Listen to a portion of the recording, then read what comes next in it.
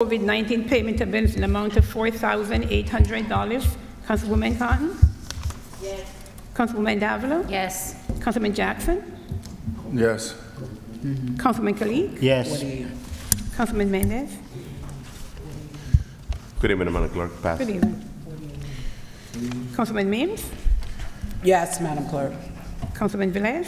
Knowing that this funding is going real low, I just want to congratulate the fire department, how they have utilized this COVID-19 funding to last up to this time. Congratulations how you managed this COVID-19 funding. My vote is yes. Councilman Mendez? Thank you, Madam Clerk. And before my vote, I definitely want to take this quick moment to congratulate the Health Department. They're doing a very great job in all the different locations. In the morning, in one section, in the afternoon, in another section of the city of Paterson. And I see a lot of people are attending to the vaccination program that they have. So my vote is yes, Madam Clerk. Thank you. Mr. President? Yes. Vote is 8 in favor, 1 absent. Payment of bill for COVID-19 in amount of $4,800 is hereby adopted. Madam Clerk, thank you. Yes, sir. So the second reading ordinances, starting with number 1. Yes, Mr. President. Next item on the agenda is our second reading ordinances.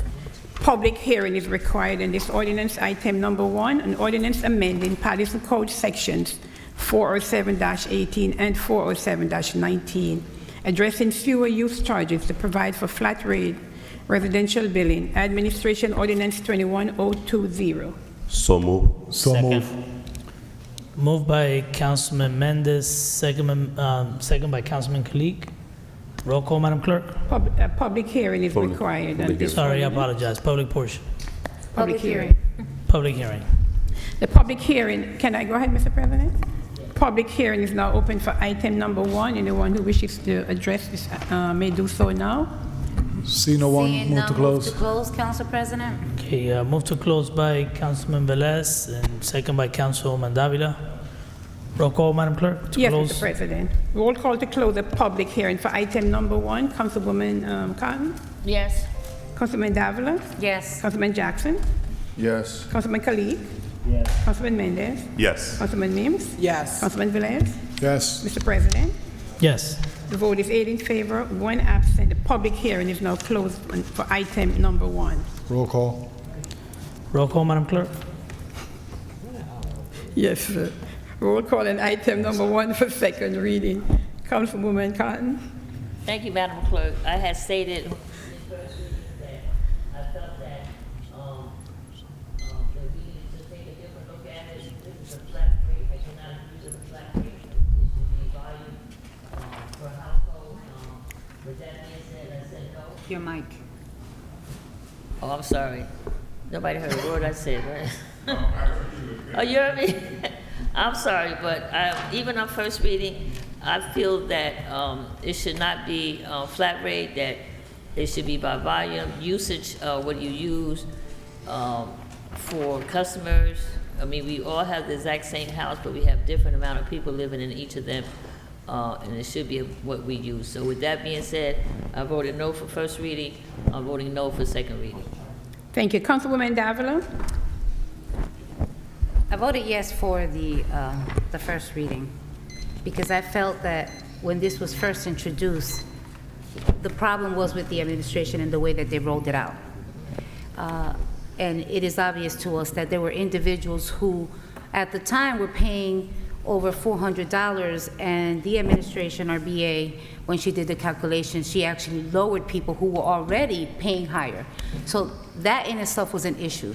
And many people saw increases, while others that shouldn't have seen increases,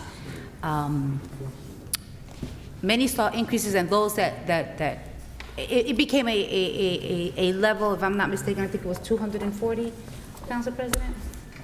Something to that nature across the board, am I correct? Yeah, so what happened is, actually, you're in the middle of a vote. We can't but discuss just it. the clarification in terms of numbers. So I feel that, I think this is the best route to take, and I am going to support this flat rate, and my vote is yes for Thank you. item number 1. Councilman Jackson? Thank you, Madam Clerk. So You're welcome, sir. obviously, there's quite a bit of dialogue going back and forth with poor information being disseminated by many parties that's not giving the correct information. I've gotten a few calls from residents who are now concerned that their rates will be increased, and they feel as if those individuals who have illegal basement and attic apartments that live next door to them, who are utilizing a lot more. But the fact of the matter, we don't pay our sewer bill by consumption. We pay water by consumption. We don't pay our sewer bill by consumption. And the other side of it is, while I'm all in favor of fairly distributing this cost equally across the board to those people who are utilizing more services, the fact of the matter is the administration completely dropped the ball with this thing, and residents was paying more, and those organizations who we talked about targeting, so be it the hospital, nonprofits, and things of that nature, they wind up seeing a decrease. So in order for me to be willing to support something that's going to be based on consumption, the administration has to do a much better job, not only in presenting a more sound plan, but administering the plan as well. So at this time, I'm willing to support this to make sure that the number of residents that were impacted negatively can go back to paying something more comfortably. Lastly, I'm sorry, Council President, but I got a call from a resident saying that their one-family house will be escalated up to $350, which is incorrect. That rate for a one-family house is much lower, and so again, I'm hopeful that the administration, as well as, all right, the administration will disseminate more clear information to the residents. While you're doing these robocalls, campaigning, and things of that nature, utilize it to disseminate proper information. My vote is yes, Madam Clerk. Thank you. Councilman Kalik? Thank you, Madam Clerk. All the options that were presented to us by the administration, I think this is the best option, flat rate. My vote is yes. Thank you. Councilman Mendez?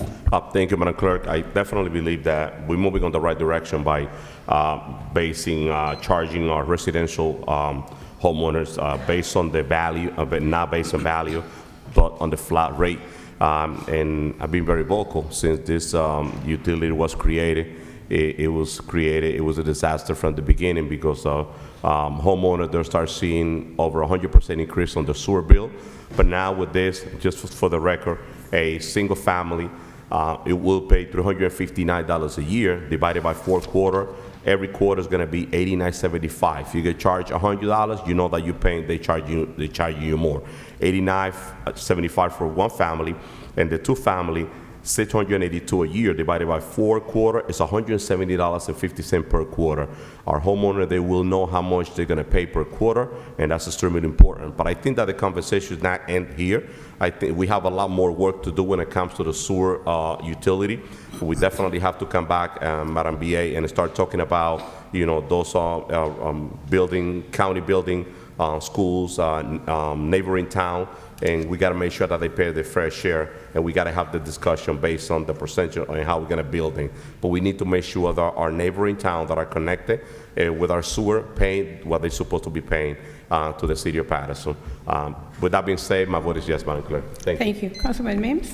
And so from the first reading until now, I've made a request to the administration. I wanted to see an analysis of what the comparison would be with the flat rate to make a solid, vote on tonight. So it is true that on one side, there's going to be a reduction. So you look at some addresses, they're going to get some decreases, which is a good thing. But then on the other side, there's going to be some increases. And for me, if we're going to do it, right, because we know that it was rolled out and it wasn't rolled out correctly, to me, it should have been where there would have been more recommendations presented. I know this is the only thing, this is one of the ones that has been selected, but when I think of some of the individuals that are living where their flow is not at a place where it goes to $358, maybe their bills used to be $224 or $250, this is a huge increase, and I know sometimes we can do the calculations and it seems low, but when you're thinking about seniors or a single mom who can't really afford this increase of $50 or $60 is a tough blow for them. So for me, to me, I just believe it should have been holistic on both sides. It should have been even killed, where it wasn't just giving one side a balance and the other side an increase. It should have been even killed. And because of that, I have to stand for all the residents of the city of Paterson. And with that being stated, my vote is no. Councilman Velez? You know, we cannot have it both ways, you know. In the past experience, I have seen that, that we had a bundle money, bond money, for cover our responsibility with the sewer charges that we have from the Water Commission. The bill they used to send us every year, they used to bond to cover that bill. So we cannot have it both ways. You know, Director of Community Improvement is here. He could testify on this. If you go around Paterson, we overcrowded all over. One-family houses already turned into two-family house, illegally. Two-family house is turned into four-family house, illegal. Three-family house is turned into five-family house, illegal. Because if you have a three-family house with 5 bathrooms, what's going to happen? You got to have more consumption of water.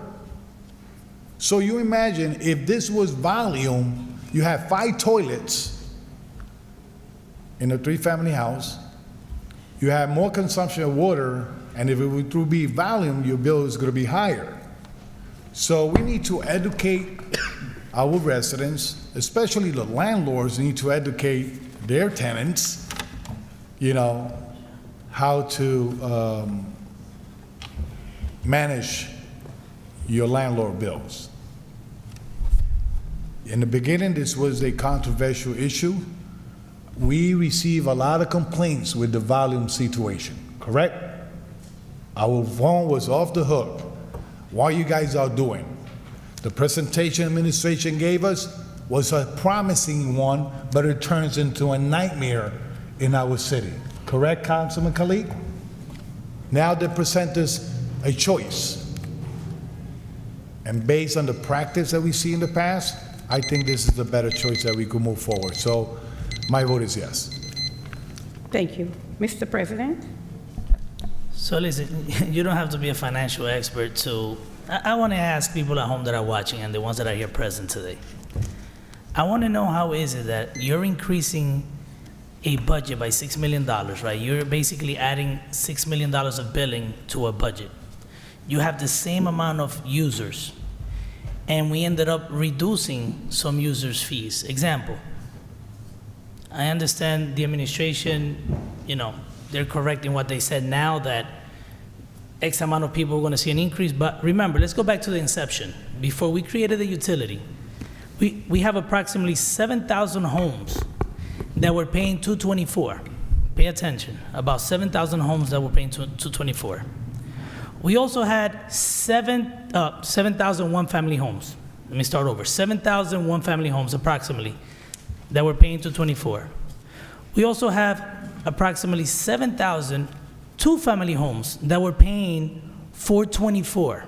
That was before we created the sewer utility, right? You see that? 2 families were paying $424.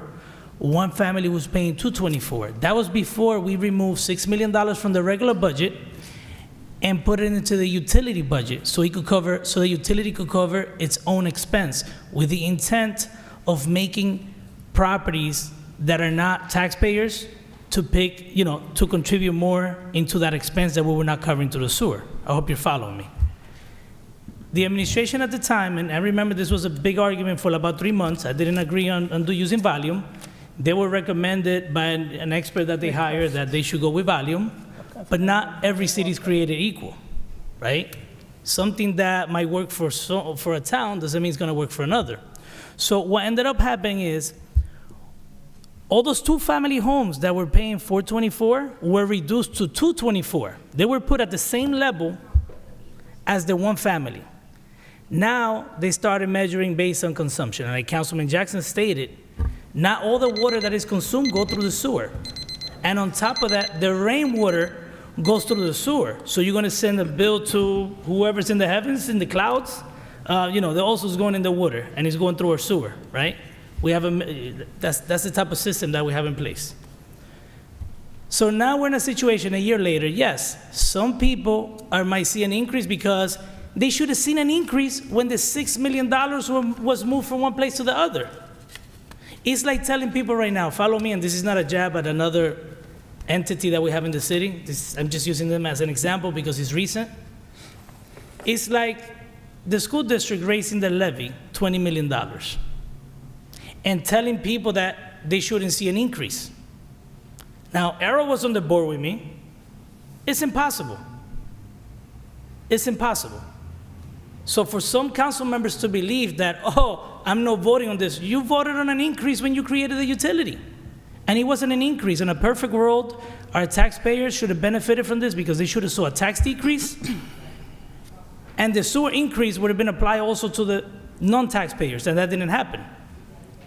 So I just want to make that clear because I know it's political time soon, and people got to start saying, oh, I didn't vote on this. Well, if you didn't vote on this because you didn't understand it. And I respect people's votes. But it's because someone voted when we was created, and I don't know how in this world someone would think that if you increase billing, if you have 10 people in this room and we're all paying $1,000 each, and I'm telling you, well, you guys are going to have to pay $10,000 more. Well, if it's only 10 of us, we all should see an increase. Nobody should see a decrease. It's only 10. Or maybe when we created the utility, was there more users that were added to it? Because I'm not sure. So it is that simple. I'm not questioning people's vote. You could vote however you want. But I just want the public to understand what's actually going on. That's my job here. My vote is yes, Madam Clerk. Thank you, Mr. President. The vote is 6 in favor, 2 against, 1 absent. Item number 1 is hereby adopted on second reading. Next, item number 2? Yes, number 2, Yeah. Madam Next Clerk. item is item number 2 for second reading. Public hearing is required on item number 2, an ordinance designating Henry Street between Wayne Avenue and Redwood Avenue as a one-way street northeast bound. Public Works Ordinance 21021. So moved. Second. Moved by Councilman Kalik, second by Councilman Mendez and Councilwoman Davila. Public hearing? Roll call, Madam Clerk. Actually, public hearing. See no, move to close. Second. Roll call, Madam Clerk, to close the public hearing. Yes, Mr. President. Councilman Mendez and Councilwoman Davila. Yes. Roll call to close the public hearing on item number 2. Councilwoman Cotton? Yes. Councilwoman Davila? Yes. Councilman Jackson? Yes. Councilman Khalid? Yes. Councilman Mendez? Yes. Councilman Mims? Yes. Mr. President, Yes. the vote is 7 in favor, 2 absent. Public hearing is now closed for item number 2. Roll call on item number 2, Madam Clerk. Yes, Mr. President. Roll call on item number 2 for second reading. Councilwoman Cotton? Yes. Councilwoman Davila? Yes. Councilman Jackson? Yes. Councilman Khalid? Thank you, Madam Clerk. This is a very narrow two-way street in the second ward. I believe by making this a one-way street, you will eliminate a lot of side swiping and accident. This is a very good measure is taken by this council. My vote is yes. Thank you. Councilman Mendez? Yes, Madam Clerk. Councilman Mims? Yes. Mr. President, Yes. the vote is 7 in favor, 2 absent. Item number 2 is hereby adopted on second reading. Thank you, Madam Clerk. Can we do number 3 at this time? Yes, sir. Next item is item number 3 for second reading. Public hearing is required on this item. Item number 3 reads, an ordinance designating James Street between Wayne Avenue and Ryson Avenue as a one-way street southwest bound. Department of Public Works Ordinance 21022. Second. Move. Moved by Kalik. Councilman Kalik, second by Councilwoman Davila. Public hearing. Yeah, public hearing, Madam Clerk. Public hearing is now open for item number 3. Anyone who wishes to speak may do so now. See no, move to close. Second. Move to close by Councilman Mendez, second by Councilwoman Davila. Roll call, Madam Clerk. Yes, Mr. Close. President. Roll call to close the public hearing for item number 3. Councilwoman Cotton? Yes. Councilman Davila? Yes. Councilman Jackson? Yes. Councilman Khalid? Yes. Councilman Mendez? Yes, Madam Clerk. Councilman Mims? Yes. Mr. President? Yes. The vote is 7 in favor, 2 absent. The public hearing is now closed for item number 3. Number 4, Madam Clerk. No, the final vote for number 3. That was the public hearing I just closed. Apologize. Okay. Roll call on item number 3. Yes, sir. Roll call on item number 3 for second reading. Councilwoman Khan? Yes. Councilman Davila? Yes. Councilman Jackson? Yes. Councilman Khalid? Yes. Councilman Mendez? Yes. Councilman Mims? Yes. Mr. President? Yes. The vote is 7 in favor, 2 absent. Item number 3 is hereby adopted on second reading. Number 4, Madam Clerk. Yes, sir. Next item is item number 4 for second reading. Public hearing is required on this item. An ordinance establishing always stop control at the intersection of Paterson Avenue and James Street. Department of Public Works Ordinance 21023. So move. Second. Moved by Councilman Kalik, second by Councilman Mendez and Councilman Davila. Public hearing, Madam Clerk. Public hearing is now open for item number 4. Anyone who wishes to speak may do so now. See no one, Mr. President. Seeing none, move to close. Moved by Councilman Davila, second by Councilman Cotton. Roll call to close, Madam Clerk. Yes, roll call to close the public hearing for item number 4. Councilwoman Cotton? Yes. Councilman Davila? Yes. Councilman Jackson? Yes. Councilman Khalid? Yes. Councilman Mendez? Yes. Councilman Mims? Yes. Mr. President? Yes. The vote is 7 in favor, 2 absent. The public hearing is now closed for item number 4. Roll call, Madam Clerk. Yes, Mr. President. Roll call on item number 4 for second reading. Councilwoman Cotton? Yes. Councilwoman Davila? Yes. Councilman Jackson? Yes. Councilman Khalid? Yes. Councilman Mendez? Yes. Councilman Mims? Yes. Councilman Velez, item number 4 for second reading. It's the all-way control for Paterson Avenue and James Street. My vote is yes. Thank you. Mr. President? Yes. The vote is 8 in favor, 1 absent. Item number 4 is hereby adopted on second reading.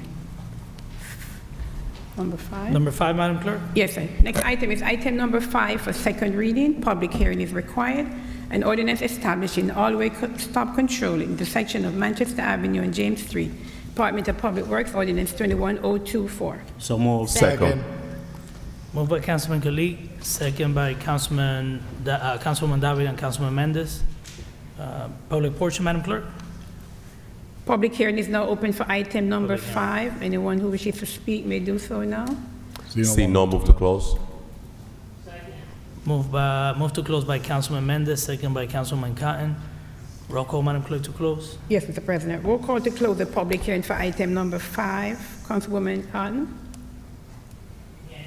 Councilwoman Davila? Yes. Councilman Jackson? Yes. Councilman Khalid? Yes. Councilman Mendez? Yes. Councilman Mims? Yes. Mr. President? Yes. I'm sorry, Councilman Velez. Thank you. I'm present, okay? Madam Clerk, I know.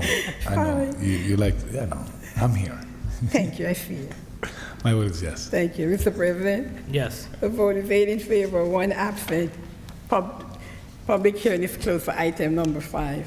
Roll call, Madam Clerk. Yes, sir. Roll call on item number 5 for second reading. Councilwoman Khan? Yes. Councilwoman Davila? Yes. Councilman Jackson? Yes. Councilman Khalid?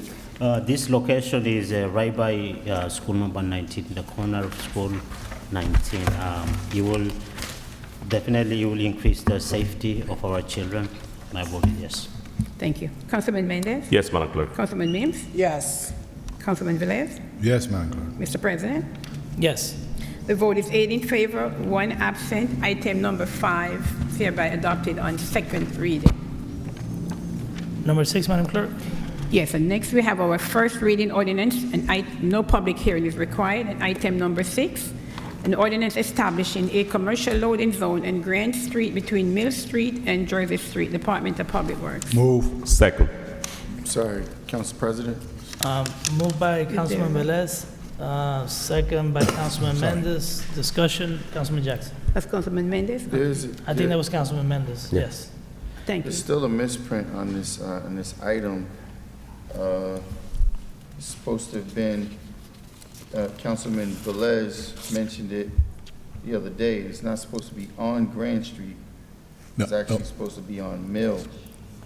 No, we clarified that already. So- What happened is that there was a loading zone close to the traffic light in Jersey, so they were gonna move that one back and will serve the two corners. So we agree with Hung Chow that it's gonna stay in the middle. You know, the one that's close to the liquor store? So, because it's too close to the traffic light, it's gonna be pushed back after the driveway of the dealer. So it's gonna serve the whole block. So we agreed to put it there on Grand Street. The one in Grand Street never had an ordinance established, so, Who established it then? yeah, correct. So Mr. what- President, if yeah. I may. Mr. President, we did put in the request, Councilman Jackson. We had included Mr. Chow, Hong Chung-yu, Corporation Counsel, and we did put in the request that Councilman Velez had. So there was a final from Corporation, from the Mr. Chow, Hong Chung-yu, that it remains the same. He went out and he looked and he had some corrections. He said the title was okay, everything was okay. He spoke with Councilman Velez and they came to a final agreement as well. Corporation Counsel was included. So, But we did put the request in. once again, you know, I'm not sure why it wasn't brought to my attention sooner.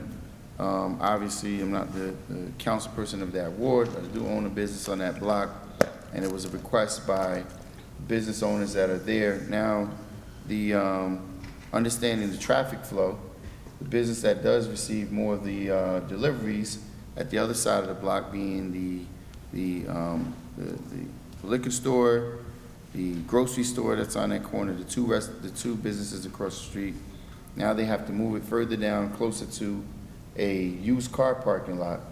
And then the business on the corner still doesn't get the adequate space that they need to utilize for their business. That's why the whole intent was to put it on Mill Street. It's very disappointing because, you know, here we have again, you know, I'm not sure what exactly the experience level of Mr. Hung Chow Yu, but here you have another person who's not from the community, who obviously doesn't have a clear understanding of needs of certain conditions in the community, and you know, I don't understand why it was pushed this way. Was there a survey done of the businesses? Were the businesses at least spoken to that's in the area? What happened, Councilman, that the initial request was to put it on Mill Street, but between the driveway of that business and the traffic light, it would not fit there because you have to have 25 feet from the crosswalk, 50 feet from the traffic light. So the traffic engineer noticed that the loading zone on Grand Street by the liquor store, okay, was not an ordinance to establish there. Somebody put it there way back in, I don't know when, okay? So they decide to serve the whole block. They decide to put it in the middle of the block that will hold the restaurant that requested it, and also will serve the 3 or 4 stores in that is in that same block. So saying that, it was beneficial to put it in the Grand Street side where had been one that was no ordinance established. So now this one will have an ordinance established, and the individuals that knows there was a loading zone there could utilize the legal one that is going to be established there. Once again, Councilman, and not to prolong this, respecting your opinion and perspective, my simple question was the businesses polled? Was the business owners, meaning the liquor store there, the owner of the businesses, were they polled on the utilization of the loading zone? We're making an assumption here, and we're going by someone who's you know, giving a professional opinion without even having an understanding of how these businesses operate. First and foremost, the first decision, we can pull it, Council President, it doesn't matter. Yeah, I was gonna say that if we need to have, you know, the day of the meeting, this discussion, why can't we just pull it, right? This situation in this street's been like that for, we never had a loading zone there, so I would assume hundreds of years. It does have a I think they could It wait. does have Let's a ju- loading zone. Let's just pull it and then bring it back. Bring it back to the committee. Bring it back to the committee. Councilman, it has a loading zone. Councilman, I understand what you're, presenting right now, but if some of your colleagues still have some questions, I think that you should have the courtesy, at least to say, you know what, this could wait another 2 weeks, or, to entertain it again. Councilman Mendes. Yes, definitely, I agree, Council President. I think that we could bring it back to the committee, and I would like to invite Councilman Jackson to the next committee meeting, DPW committee meeting, to have a conversation with Mr. Han Chao. He explained the legal ramification of putting the loading zone on the specific location that you're requesting, but I think that it will be important if you hear from him, and we have that discussion at the committee meeting. Thank you. Do you want to remove your motions? Who moved this item? Was Councilman Velez? Move it, I second, I believe so. Your motion. Whoever don't know about parking 25 feet away or crosswalk and from the traffic light 50 feet, All right. I don't understand. Roll call, why- Madam Clerk. Council President, I haven't removed my motion, so. Understood, but, I asked if we could stop the discussion. We have an agenda, a lengthy agenda.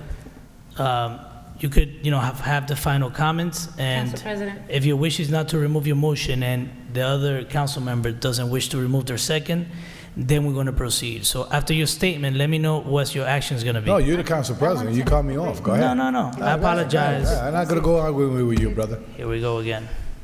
No, here we go again. You disrespectful a lot from that chair, sir. You don't want to answer back. So you're gonna push a button, you better push the button the right way. Council President.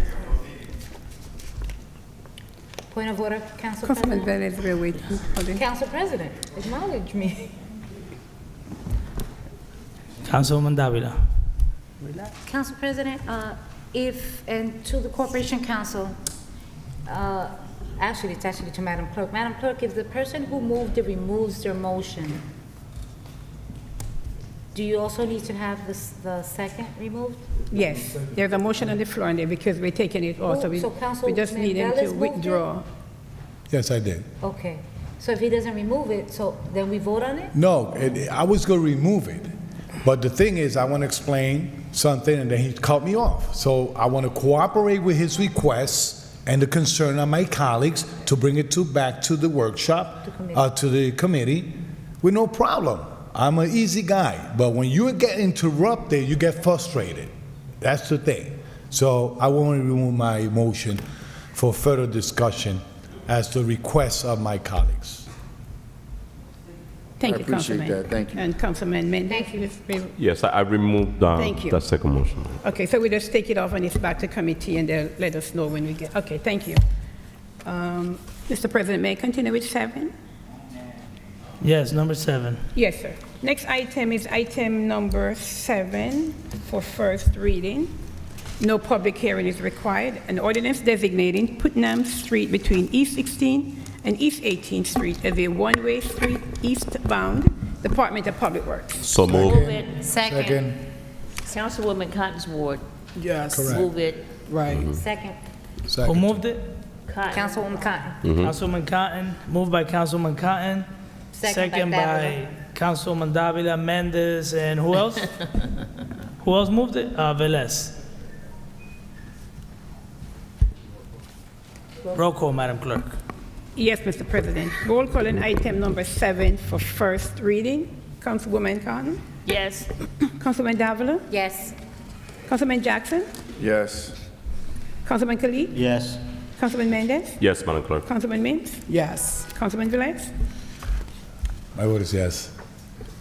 Mr. President, Yes. the vote is 8 in favor, 1 absent. Item number 7 is hereby adopted on first reading. Second reading will be held at the next regular meeting of June 22nd, 2021 at 7 p.m. Number 8, Madam Number Clerk. 8. Number 8. Next item is item number 8 for first reading. No public hearing is required. An ordinance designating Warren Street between East 16th Street and East 18th Street as a one-way westbound Department of Public Works. Move it. Second. Second. Moved by Councilman Cotton, second by Councilman Davila, Councilman Mendez. Roll call, Madam Clerk. Roll call on item number 8 for first reading. Councilwoman Cotton? Yes. Councilman Davila? Yes. Councilman Jackson? Yes. Councilman Khalid? Yes. Councilman Mendez? Yes. Councilman Mims? Yes. Councilman Velez? Yes. Mr. President? Yes.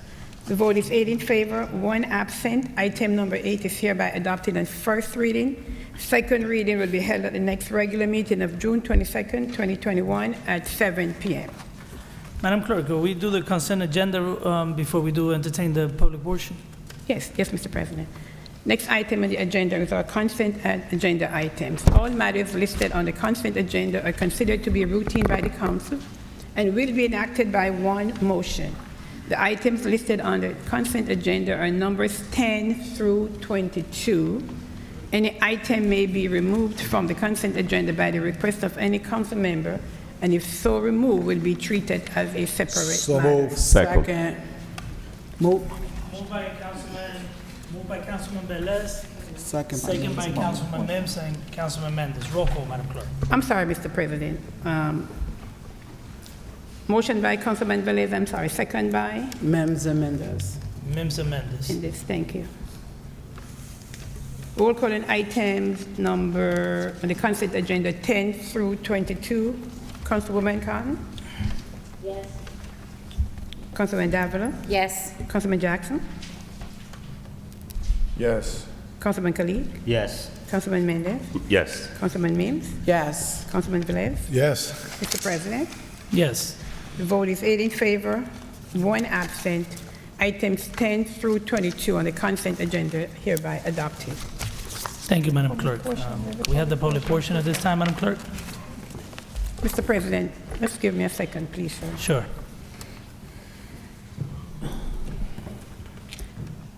We have to get the paper from downstairs, Mr. President. Didn't get up here as yet. Did you want to entertain with any other item in the meantime while we We're wait? going to entertain one of The non-consent items? correct. Which one would you? 23. 27. 27? Okay. Is that okay, Mr. President? 27, Madam Clerk. Yes. Next item is item number 27, and this resolution reads, Resolution honoring Vera Ames Garnes, former Fourth Ward Councilwoman, on the occasion of her 74th birthday.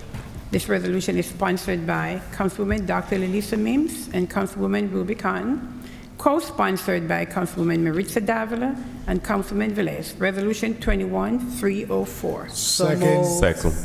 Second. So it's going to be moved by Councilwoman Mims, Mims. Councilwoman Cotton, Second. and it's going to be second by Councilwoman Davila and Councilman Velez. Thank you, Council President. Thank you, Council President. Thank you. Thank you, Council President. So, Madam Clerk, roll call? Yes, Mr. President. Roll call on item number 27 for approval. Councilwoman Khan. Thank you, Madam Clerk. I You're just want to welcome. say to my councilwoman out there, I'm not quite sure if you're watching TV or not, but I just want to say her birthday was June the 8th. Wishing her a happy birthday, celebrating her 74 years of being here. She's truly has been an inspiration to me. I have been working alongside of her for the last 30 years, doing many different events. It's about, to me, working together, and I truly was able to work closer with Councilwoman Ames, because I always say, once a councilwoman, you're always a councilwoman. That's right. So with that being said, Councilwoman Vera Ames, I wish you a happy birthday. We look forward to partying on June 13th for your 74th birthday party. Madam Clerk, my vote is yes. Thank you, Councilwoman. Councilman Davila? I met Councilwoman Vera Ames many years ago. I wasn't even thinking about running. I remember when I decided that I wanted to run, I was told she was one of the individuals that I needed to speak to. Moving on, shared many of her, I know that you continue the tradition, Councilwoman Cotton, but the Thanksgiving dinner, always the food drives, and, you know, I really look up to her. She's definitely one of our giants. happy birthday to you, your 74th birthday. Iris Mendez. I look forward to celebrating with you on Sunday. Thank you to NJCDC for hosting and the rest of the partners as well. Councilwoman Cotton, thank you for the invitation as well. And I do have to say something to you, Councilwoman Cotton. When Vera decided that she was going to retire, I remember her saying, I need you to support the person I'd like to see in the 4th Ward. And that is something that I won't forget. So with that said, thank you for all that you've done. You're definitely, and we're definitely a special councilwoman in the 4th Ward. I know that the 4th Ward loves you. I'm actually looking forward to doing more than just this resolution. I know this is just not for her birthday, but we've been talking about doing something for her. And I look forward to, within the next month or two, us discussing exactly what that is. So with that said, Madam Clerk, my vote is yes. Thank you. Councilman Jackson? Thank you, Madam Clerk. For the hardest fighter in the history of Paterson City Council, the longest tenured, her name speaks for itself. The job that she's done has spoken for itself. I'm honored to be a part of being able to approve this item. She's been, a mentor for many, many years and continues to do so. So, Madam Ames, congratulations and great job, guys, for allowing her to smell her flowers while she's still with us. And I'll see you Sunday. The thing that sticks out for me is when she talked about having collard greens and candy yams, and Ken Morris is going back and forth with us. So I'm hoping there'll be some collard greens and candy yams at this party on Sunday. But Madam Clerk, my vote is yes. Thank you. Councilman Khalid? Happy birthday, Councilwoman. My vote is yes. Councilman Mendez? Thank you, Madam Clerk. Definitely, let me take this special moment to wish happy birthday to our great legendary Vera Ames, a true fighter in our community. Never stopped fighting for the 4th Ward and the entire city of Paterson also. And she always had that positive attitude. I had the opportunity to spend a great time with her. Even when when she was sick, she was out there fighting and advocating for people. So once again, congratulations, and my vote is yes, Madam Clerk. Thank you. Councilman Mims? Happy birthday, Councilwoman Ames. So for me, Councilwoman Ames was my babysitter. Her and my mom are best friends. She made my mom's wedding dress. Her and Councilwoman Dixon, Councilwoman Maria Magda are a few of the women, and they are the reasons why I'm here in this seat in the political arena. So Councilwoman Ames, as someone that's born in the 4th Ward, who you have counseled, guided, and I know you're watching because I made sure you were on to watch. This is something that you deserve, so I want to thank Bob Garashi for reaching out to Councilwoman Cotton and myself to ensure that this resolution was done so that we can honor her. She deserves everything. She is the Hall of Famer when it comes to the longest serving person on the city council. She deserves everything that she gets and then some. My vote is yes. Thank you. Councilman Velez? Well, listening to all my colleagues, their remarks, I learned a lot from Councilwoman Vera Ames. My colleagues say she was a fighter for her ward. Probably Ernest Rockers could remember this, and people in this council will remember. Not only her ward, she stood up for the injustice situation that was happening in the border of Prospect Park and Paterson. I don't know if you recall that. And she stood up there, she didn't care, she fight for the community at that point. And she fight a lot. And one of the things I learned is that anybody that chooses to come to that podium, you better come with the right facts. Because she used to say, you gotta listen to me. And she would cross the point and do the right thing. Councilwoman Vera Ames decided to move from the 4th Ward, the great 4th Ward, to move to the greatest 5th Ward. Thank you. Thank you for being my constituent. I know you're watching, right? Get close to the TV. Kiss for you. God bless you. Happy birthday. My vote is yes. Thank you. Mr. President? So first of all, I want to thank Vera Ames for all the years of service that she dedicated to this city. While this discussion started, I started reminiscing all the years that I was on that end, with Ernie, with Elvis, watching the meeting from that end, and just noticing how Vera was always the same person meeting after meeting. And she was persistent, and she was a true fighter. And I just want to, wish her a happy birthday and just wish her many years of many birthdays to come. My vote is yes. Thank you, Mr. President. Vote is 8 in favor, 1 absent. Item number 27 is hereby adopted. Mr. President, if I may, Councilwoman Ames had forwarded me her invite, and I forwarded it to all the council members, so please look in your email. She's inviting everyone to her birthday party. I think it's on Sunday. It was sent to everyone. Thank you, Madam Clerk. I don't remember. Can we open the public portion now, Madam Clerk? Yes, sir. The public portion is now open, Mr. President, and honorable council members. We have 6 speakers. Our first speaker is Ms. Tatiana Portugal. Ms. Portugal, please come to the podium. State your name and address. Okay.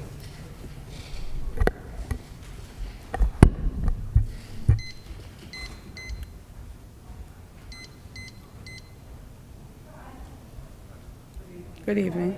Good evening. So I just wanted to respond to your comments after what was said at the last council meeting.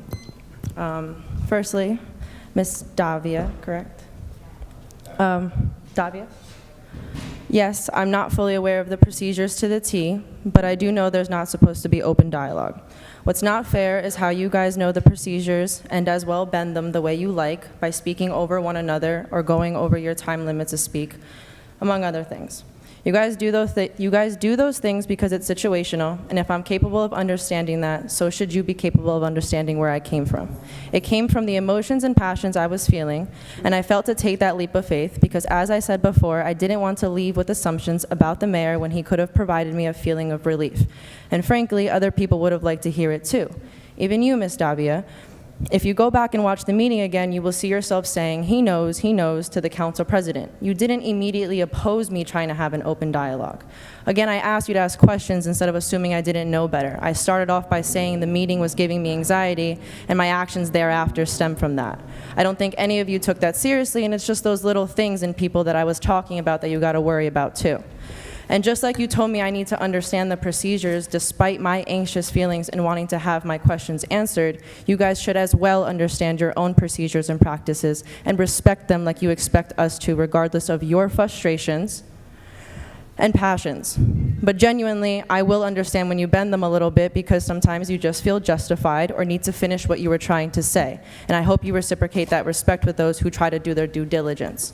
Secondly, we don't know what goes on a daily basis, and that's literally why people wonder if and what things are getting done on a daily basis. And that's the transparency I'm trying to promote because it can help us understand and help you as well in regards to the right people to be held accountable instead of blaming the person who did all they can. Mike Williams was explaining this and giving an example to you on G. Grier's Facebook post asking about how the council members felt about the mayor's budget. And Council President, you actually started getting transparent with us by starting off saying, I've never said this publicly. And then the comments you made afterward are what and I don't want to speak on everyone else, but that's the stuff that I want to hear. Those instances where they made resolutions and ordinances to try to push the power away from the council. Explain those instances in detail. Shine light on those things. You said something about people don't care who's responsible for cleaning the streets or responsible for monitoring and putting a plan together to address public safety. And I ask you to please be careful with your choice of words, because it's not that some don't care who's responsible and then choose to just go to you to voice their opinions and concerns. You're all getting blamed because people either don't know who to blame or because you're the only one they're able to get into contact with. I hear your frustration, all of your frustrations, and I'm not trying to make it harder. I want to come here to promote transparency and ask questions, but I only have 3 minutes, so I really just want to respond to your comments. Please let me finish. It was only going to be this. Lastly, you also mentioned, I hate to put it this way, but we're like a dysfunctional family. And dysfunctional by definition means not operating normally or properly.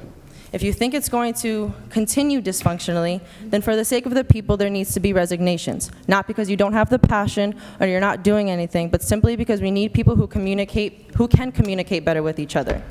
And Councilman Jackson, I'm aware it's not always going to be rainbows and sunshine, but my vision of an office where there's better communication, understanding, and cooperation is not far-fetched at all. And to tell me otherwise just shows the need for people in this position who also envision that and work towards that by prioritizing that type of environment.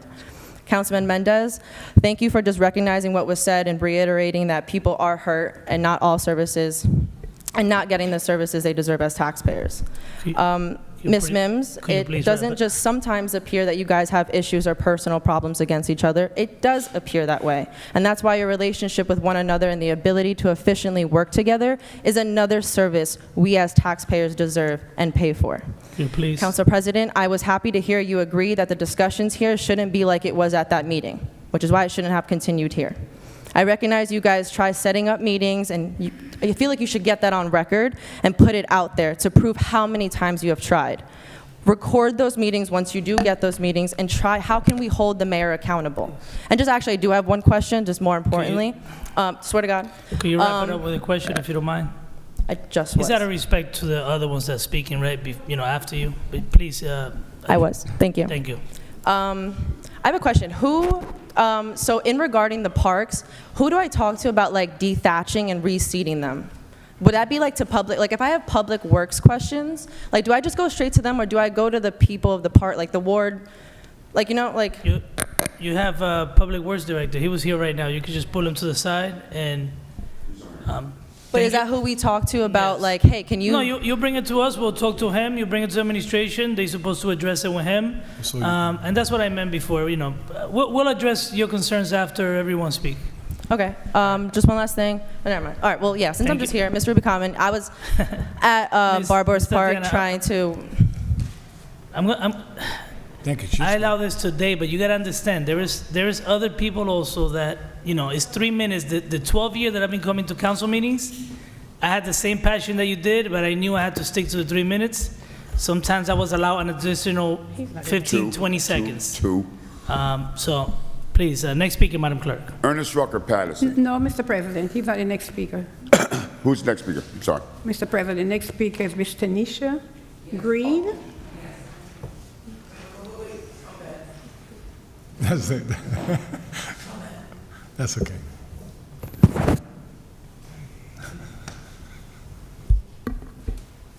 Hello, everyone. Good evening.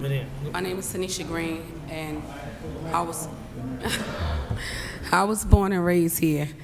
Up until a couple of months, I was basically a hostage. It's on. It's on the I mask. think it has to do with a mask. Mr. Ming, Okay. go ahead. I was a hostage in Rhode Island. I called to the mayor's office because I didn't know how to get home to Paterson, New Jersey. But somebody in the mayor's office was saying that the mayor would not allow for them to cross jurisdiction to actually get me out of being a hostage at Rhode Island. Okay, I found my way back here by using social media. That's the only way I was able to escape from Rhode Island. Okay, in the mix of all of this, I've been pressing charges constantly downtown, at the police station, and at the courthouse because the same people is following me now. I came to this council meeting because it gets more disgusting, more degrading, and right now we are living it. I have two girls. My sister is Elizabeth. We live on 182 Lawrence Street, and with the guy, his name is John Collins. He came and put cameras around the perimeter and also cameras where so that you could see directly in the house. He done gave people around the area access to see us take showers, use the bathroom, and my daughter. I actually overheard the guy talking about my daughter's breasts, and she's only 11. So when I went to the police station, so many times I even called to the chief of police about the matter. I said it need to have a search warrant because the people from Rhode Island keep on like constantly harass me, and I'm scared. I was a hostage in that state for a long time, and to get back home, it's like I'm scared all the time. The people downstairs for my sister, I believe that they are associated with those folks. They actually came up not too long ago and progressed that they was gonna kidnap me. They did illegal surgery on me, some brain stimulation surgery. I had to go to St. Joe's the other day because it was like I was feeling like some type of trauma to my body. I didn't even know that they did this illegal surgery on me in Rhode Island, and that's why they've been constantly stalking and harassing me so they can take me back and I guess remove whatever they put inside me, whatever. But I went to St. Joe's, and St. Joe's located the piece that they put in me. It was some type of locator that's actually in my stomach right now, and I have a disc of it in my bag because St. Joe's trying to do a surgery on me, but it's like it's hard. I don't know what to do next. Okay, cool. Yeah, could you rep? Thank you. Is there someone here that could? Dala, you wanna please? She'll speak to you on the side. Thank you. Thank you. Next speaker, Madam Clerk. Yes, Mr. President. Next speaker is Mr. Rucker, Mr. Ernest Rucker.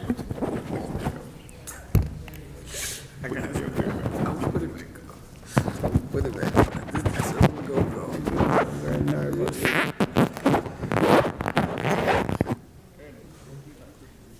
I hope not too.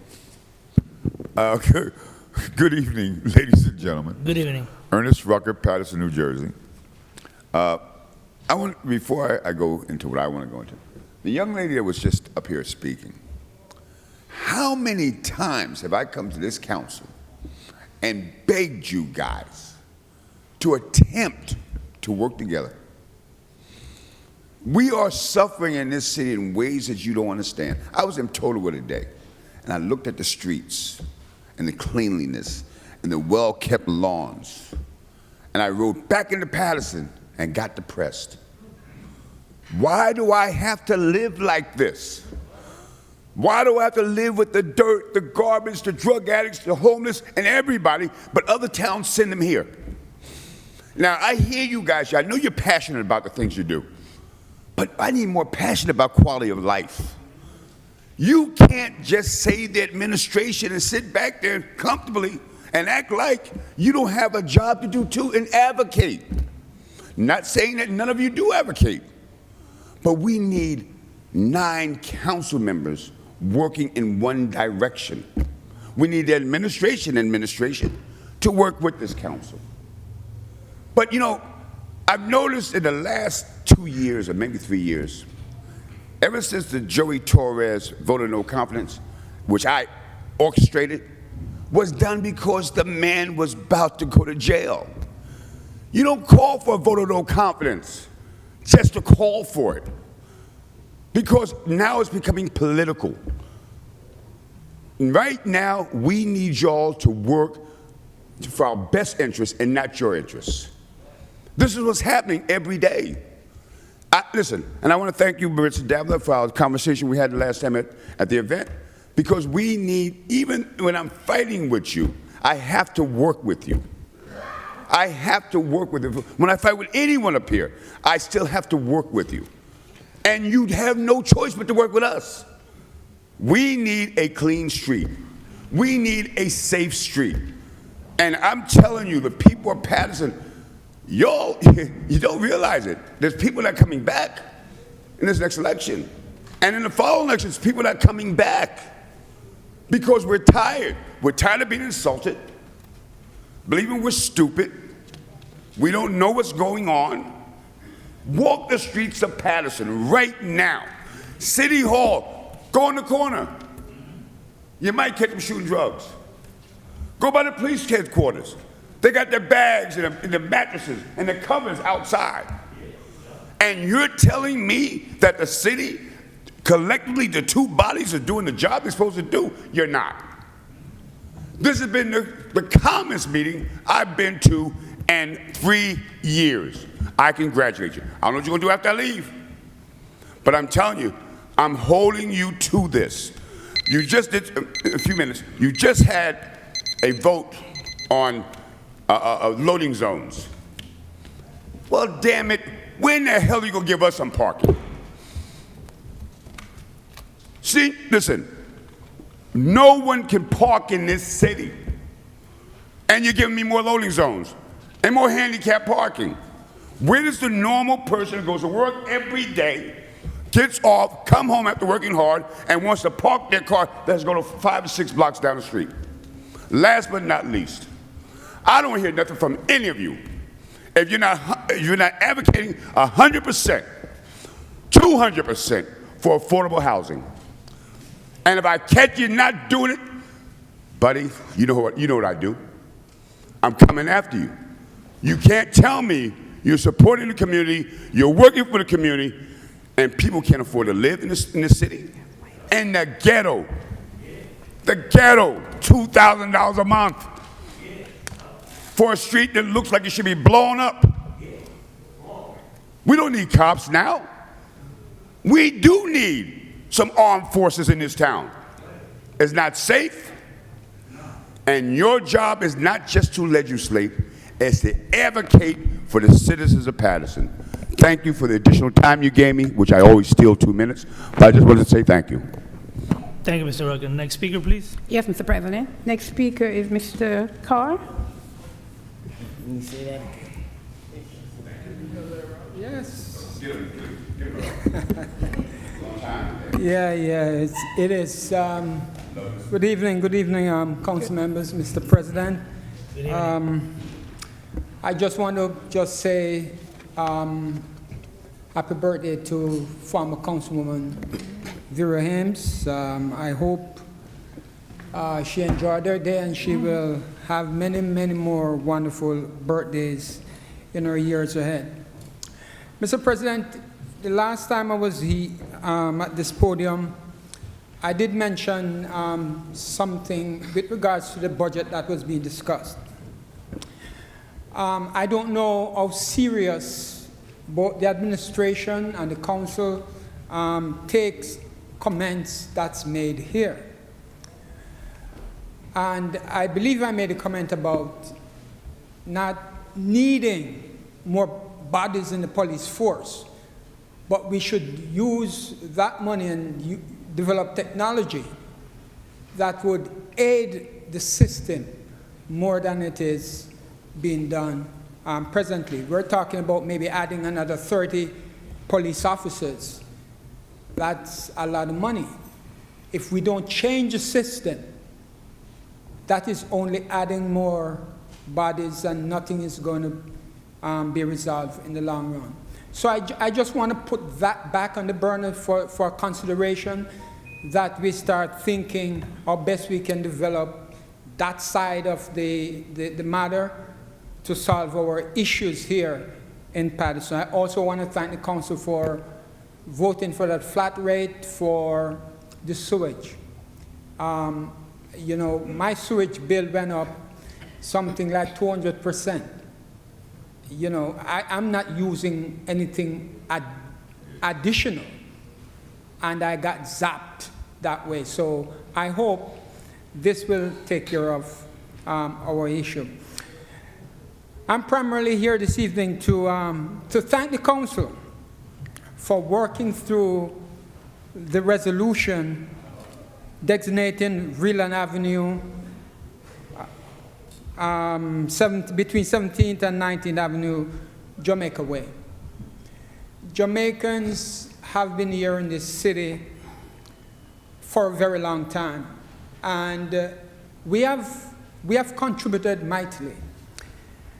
I would venture to say there are people of Jamaican heritage that have served this council, that serve this city, that we don't even know that they are Jamaicans, they have Jamaican roots.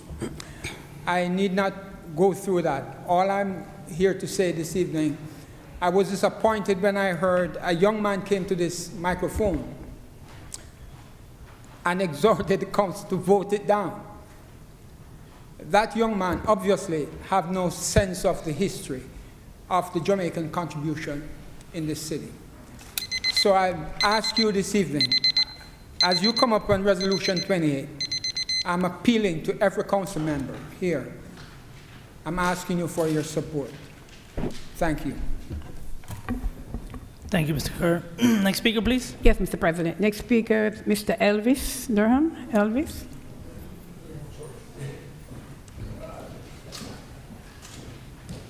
Sure. Mr. Elvis Durham, 283 Broadway, Paterson, 4th Ward. I came here to talk about, I'm gonna take my time, the downtown area. I want to talk to the administration. I'm not gonna scream, just gonna talk, professional. For 5 months now, I was talking about the downtown area. We need policing in the downtown area. Before, the last time I was here, a week after, it was a gun shooting downtown. A gun shooting. But I told y'all, we need walking policing in the downtown area. We got drug addicts in the downtown area, all over the place. I work for the Paterson Parking Authority. I'm the senior maintenance, been there for 17 years. I was cleaning by motor vehicle. These drug addicts came to me. You not moving my stuff. I know where you be at. You be on Broadway in Summer. I said, okay. If you want to do something, you do it now. I don't have to go through all that if I'm on the clock working.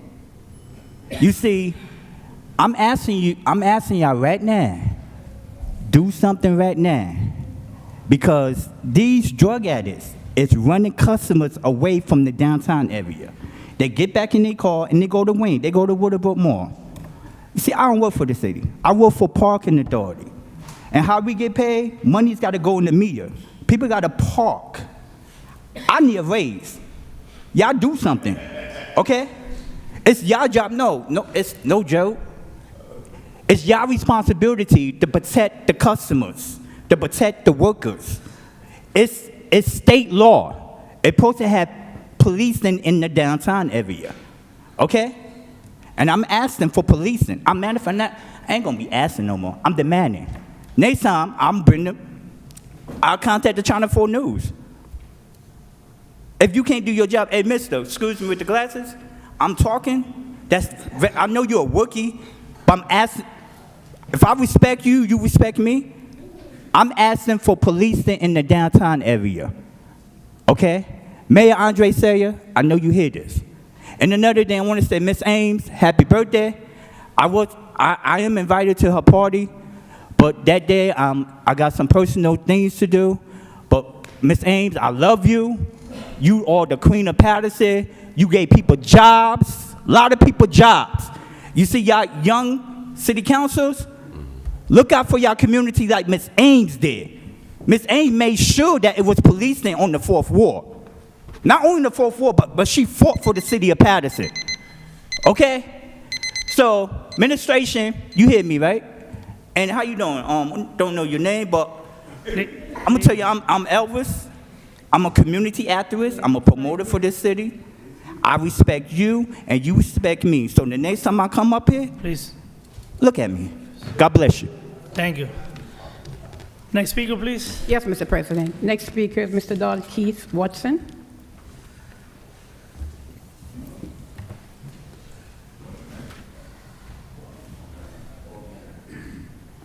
Good night, Council.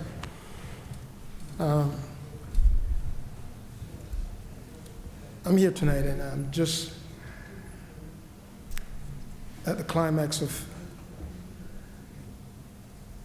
getting everyone in the public to know about the past evil that is done to me by a former council person. And I'm just admonishing the council that we should never allow this thing to happen to anybody in the city of Paterson again.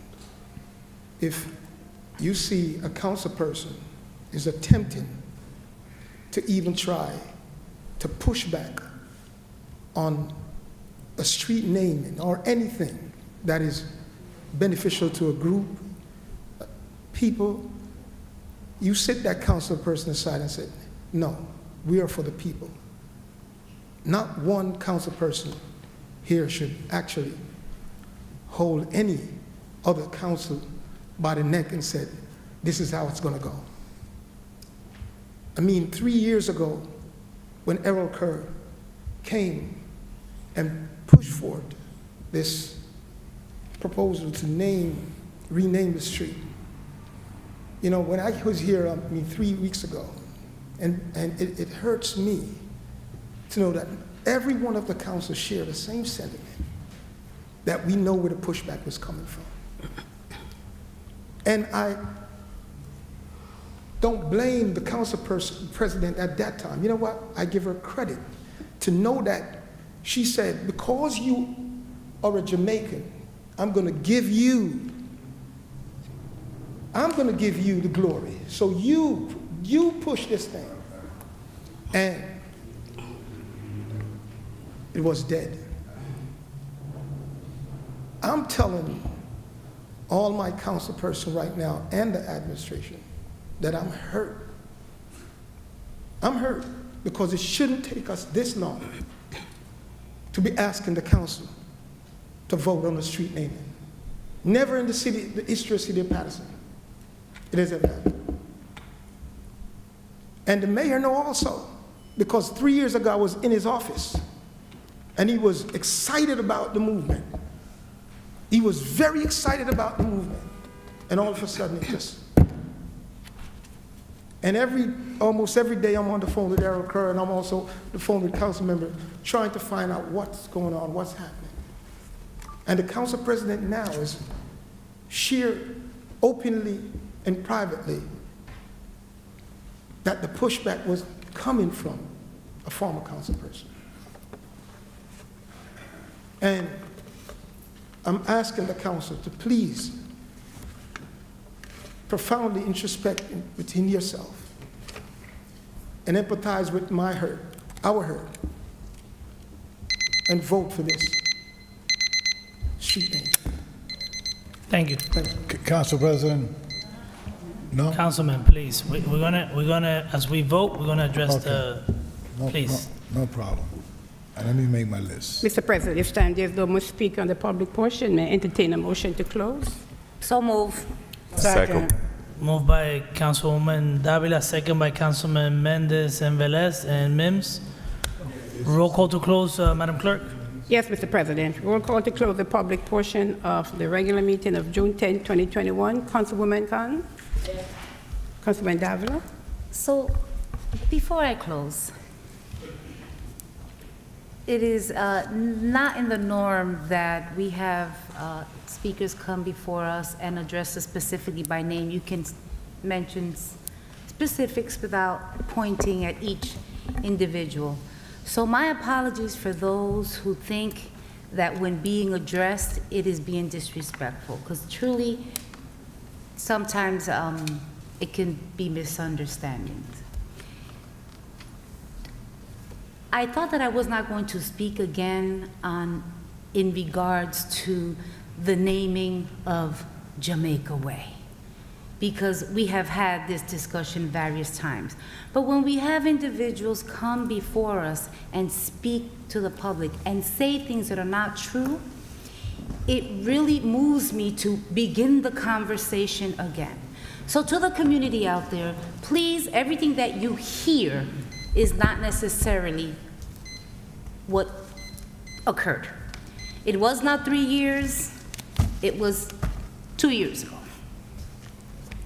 There was no councilman not wanting to do it. I'm not going to say that. And the current council president never said that it was a council person who was against it. So please, community, we are not against the street naming of Jamaica Way. The concerns were that we are the body that determine and vote on it. So there were various council members, Councilwoman Cotton, Councilman at the time McCoy, myself, there was discussions.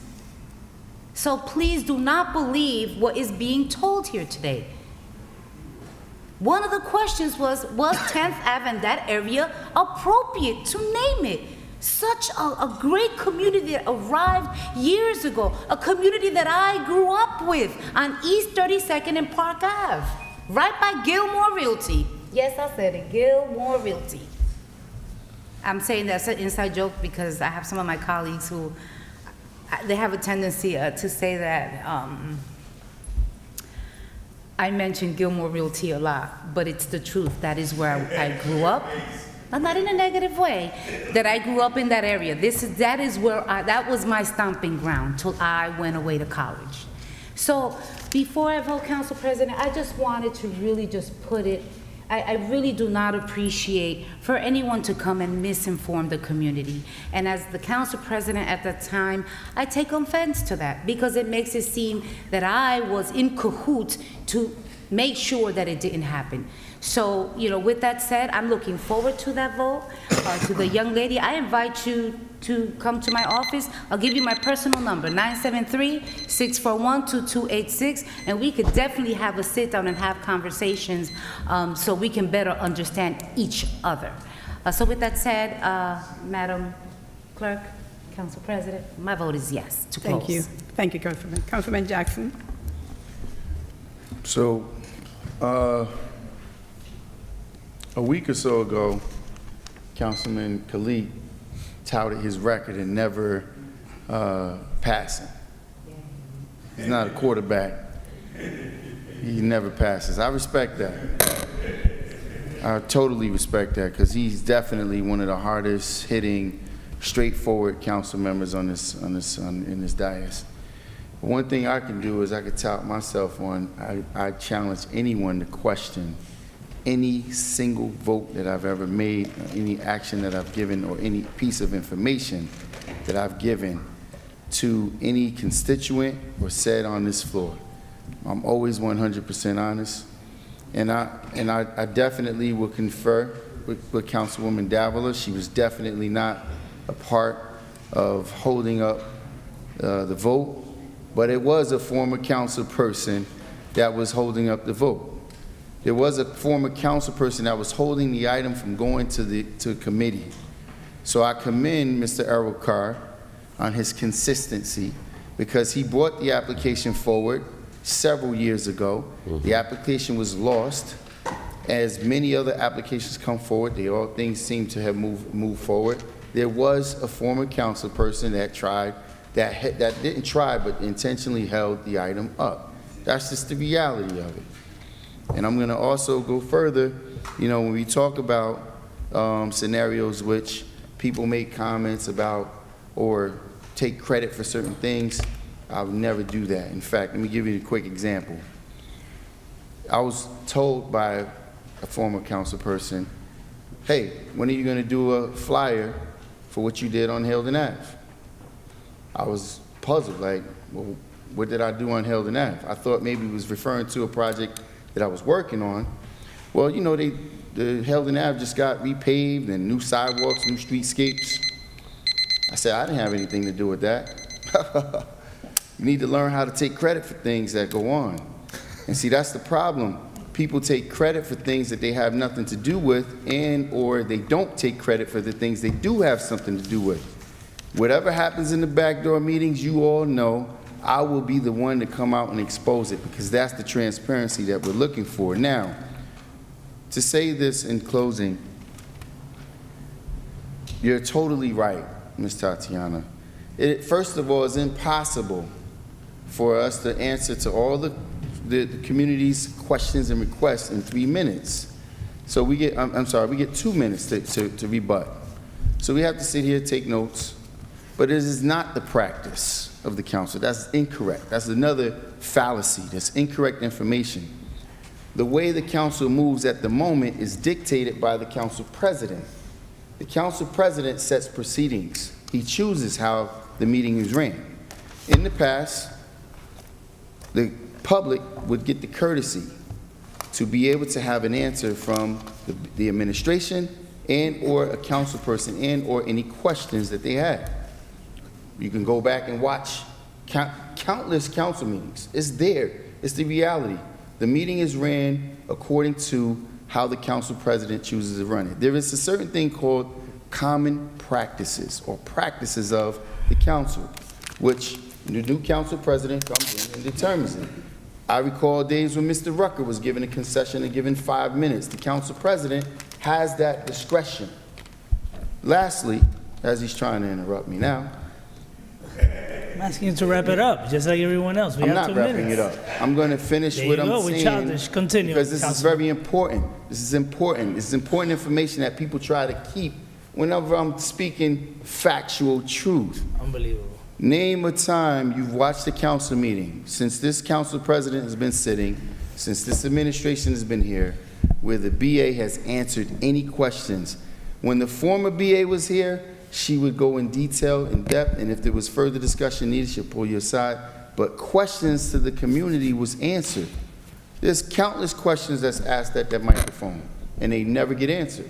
Now, it's the council's responsibility to make sure that the service provider, the chefs, preparing your food, Councilman, prepare it correctly. please wrap it up. It is the council's responsibility to make sure your concerns Councilman. are answered by the administration. Councilman, please So wrap when it it up. doesn't get answered from this podium, it is because Councilman, please wrap the it up. effort of the council president, Councilman, quite clearly. thank you for Madam giving me Clerk. credit. Thank you. Yes, Mr. President, Mr. Councilman Jackson. Velez? No, I was laughing. Jackson, he said Jackson. I didn't say Councilman what's Velez, your- I said Councilman Jackson. What's your vote, Councilman? Your vote, sir. And further, Councilman. just Councilman, to just to please. Listen, reemphasize, you're making- just to emphasize, Councilman. just to emphasize, Councilman, you're making this. Just to You're emphasize- being the driving force, making this just to council look emphasize bad. the fact that Please. I'm willing and capable of working with whomever. Unbelievable. Everyone knows the issue that Councilman Velez and I have had together. He gave me a ride from the ballpark earlier. So Councilman, I'm please. totally willing and willing to work with We have- whomever. Councilman, but we- I will be the person to expose the factual truth because that's what's needed in this community. We have, Councilman, we have please. people who are hiding behind certain practices, and it's unfortunate. Thank Madam you. Clerk, my vote is no. Thank you. Thank you. Next speaker. No, to close the public My portion. vote is no. Thank you, Not thank closing you. the public portion? Correct. Thank you. Councilman It's Khalid? symbolic, Madam Clerk. You already know this is how it goes. I voted yes, Madam Clerk. Thank you. Councilman Mendez? Oh Lord. What a special night. But let me just take my quick 2 minutes to Tatiana, I really, I want to thank you for just keep getting involved. We need more people in the community to get involved. The power is in the people. It's not on this side. You elect us, and you could take us out of office. You elect the mayor, you could take the mayor out of office. So we need more people to get involved and fight for more safety in our community, and to bring back what Paterson was before, not what it is now. Also, I think that Commissioner Kerr, I really want to thank Mr. Key Waxman because he was the one that invited me to your house. We have a discussion. There was an argument in the past, but you make me understand what was the problem with the Jamaican Way with the street naming, and along with Councilman Jackson, it is a true honor for me as a councilman of the Third Ward to be the sponsor of this legislation. 3 years, way long overdue, and it is a blessing for me to be able to support this legislation, move forward. And this is not only the renaming of a portion of Breland Avenue as a Jamaican Way. I have hope and I do believe that we're gonna bring all those Jamaican business owners, homeowners that have been here for decades. And I'm just gonna say this, and I know the Jamaican community in my ward, but now in the past 2 elections, it is incredible all the professional doctor, engineer that we have that live in the city of Paterson from the Jamaican community that you don't see them involved in the political arena but they're professional people that have been investing in this city for many, many years. So this is the best way to acknowledge the contribution of the Jamaican community into the city of Paterson, and that will definitely happen. And just in closing, with that being said, Madam BA, I think that the comment that you hear from Tatiana, I think that's something that will help the administration will be try to have a better communication with the community. I know we get a lot of speakers that they come here looking for action, answering and question, and just by doing maybe a sidebar with those people, that would definitely help. And what I would like to see along my colleagues is that we could disagree. We're not going to agree on everything, but respect is very important. We don't have to disrespect each other to disagree, and that's something that really concerns me. People, they disrespect all the colleagues we know without, they just disrespect it. And for me, I'm not, I definitely, you could say whatever you want to say about me, but I'm responsible about my reaction to your comment. And I will pray for respecting this governing body. That's all I'm going to say. My vote is yes, Madam Clerk. Thank you, Councilman. Thank you. Councilman Mims? So quickly, Ms. Portugal, I just want to say, I want to say to you, it's never my heart. When people come to the microphone, we acknowledge it. You come, we hear your heart. We've spoken several times on inbox. I have your number. I'm not sure if you have mine, but I'll make sure you have it. We can have a sit down and have a conversation, because it appears to me that you're open to learn the process and what goes on, who do you call for what, and that's something that I think is important for all of our residents in the city of Paterson. We're all in the same place. We live here too, so it's not that we sit here and we don't see it. We live it every single day. I'm born and raised in Paterson, so we have the same concerns that you have. And so I'm open to that. Whenever you're ready, let me know. I'll definitely have a sit down with you. The young lady, I know the chief of staff, had a talk with her, Mr. Rucker, always his eloquent speeches at the microphone. To Mr. Watson, I just want to say, because I wasn't a part of any of that, so I just want to say, because, when it talks about everyone, I was not a part of it at all. Me and Mr. Carr, who we served together on the school board, we had a dialogue after the fact. For me, I don't have issues with anyone wanting to bring forth anything that acknowledges ethnicities or for anyone.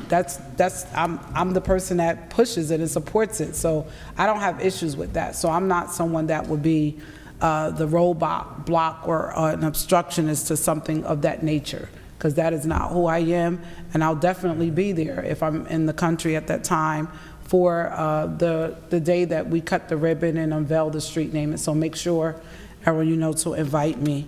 And to all of our residents, some don't get an opportunity to come out and speak, and some do. But even if you can't come out to the council meetings, reach out to your council men and women of each ward. Let us know your concerns, and we will advocate, we will fight, and we will get what is needs to be done as it relates to whatever your concerns are. Madam Clerk, my vote is yes. I'm staying within my 2 minutes for now. Thank you. Councilman Velez? I'm going to try to take the minute from Councilman Kalik and just kidding. I'm the happy camper. Listen, man. I just try to. That's not going to be enough for you. Yeah, I just try to. Ms. Portugal, keep on coming. You're expiring. Trust me. The way that you speak and you cross your point and your vision, and you want to see the city, I commend you. Hopefully, a lot of people watching out there take the lead the same way you're doing it. Because we need more people like you to express the concern of the community, and we start listening. So I commend you. Second, and I was going to say something to Mr. Rockers, but I could tell him in my office, no problem. She's going to beat you in speeches, you know that, right? Okay, good. But I'm going to say the same way that my colleague, Councilwoman at Large, Marissa Davila, stated. We thought that we're not going to go back and forth with the Jamaican way situation. And Mr. Urquhart is going shaking his head. It's not our fault that his vision of Jamaican hero was not his way. And it's not Mr. Watson, and I mention name because every time, and let me say it this way, I don't like people taking heritage or celebration of heritage of country and turn it political. Let's respect the Jamaican community. We all got to celebrate Jamaica way. Mr. Watson, probably not your way, or Mr. Urquhart, your way is going to be the community way, the Jamaican community way.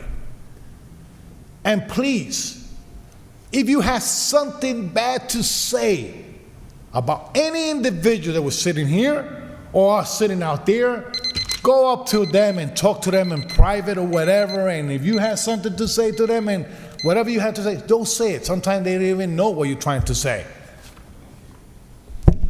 So, and look for peace, my brother Watson. Let's celebrate Jamaica Way the right way, the sacrifice of the Jamaican community in their country, and also the sacrifice and contribution they do in the city of Paterson. Let's celebrate. Hopefully this is the end. When we put the sign, we don't have to go back and forth saying whose fault was it, or who did block it, or who blocked it. Let's be common sense on this, and I don't want Council President using his power like he always used, but I have a lot of Jamaican between East 21st Street and 31st Street and between 20th Avenue and Ellison Street. Oh my God. Yo, my man. All love. Madam Clerk, my vote is yes. Thank you, Councilman Velez. Mr. President. So, to Tatiana, my words got misconstrued when I said, you know, people don't care who is responsible. What I meant is people want to see their services being provided. They don't want an excuse. They don't want us to say, I don't think it's you know, they don't want us to give them an excuse and say, it's the mayor. You know, we were always also elected. So that's why we often have that fight, and the fight we put up often with the administration is on behalf of the people that voted for us. The same way you feel passionate, and like Ernie mentioned when he came from another town to this one, we pay the same amount of taxes as the other people in other towns, and that's why we have this disagreement, and sometimes, you know, we say, look, we provided the resources you asked to provide the services, what's going on, and this is why we have this situation. Now, it is, you know, Ernie mentioned, oh, we need 9 council. We never had 9 council members working together. You know, whoever say that and is wishing for that, well wishes. But at least you need 5 to work together. And I believe, although this council have not held the decorum as other council bodies, I don't think any of us could just be blamed directly, because I can't control grown-ups. I can't. Personally, I can't.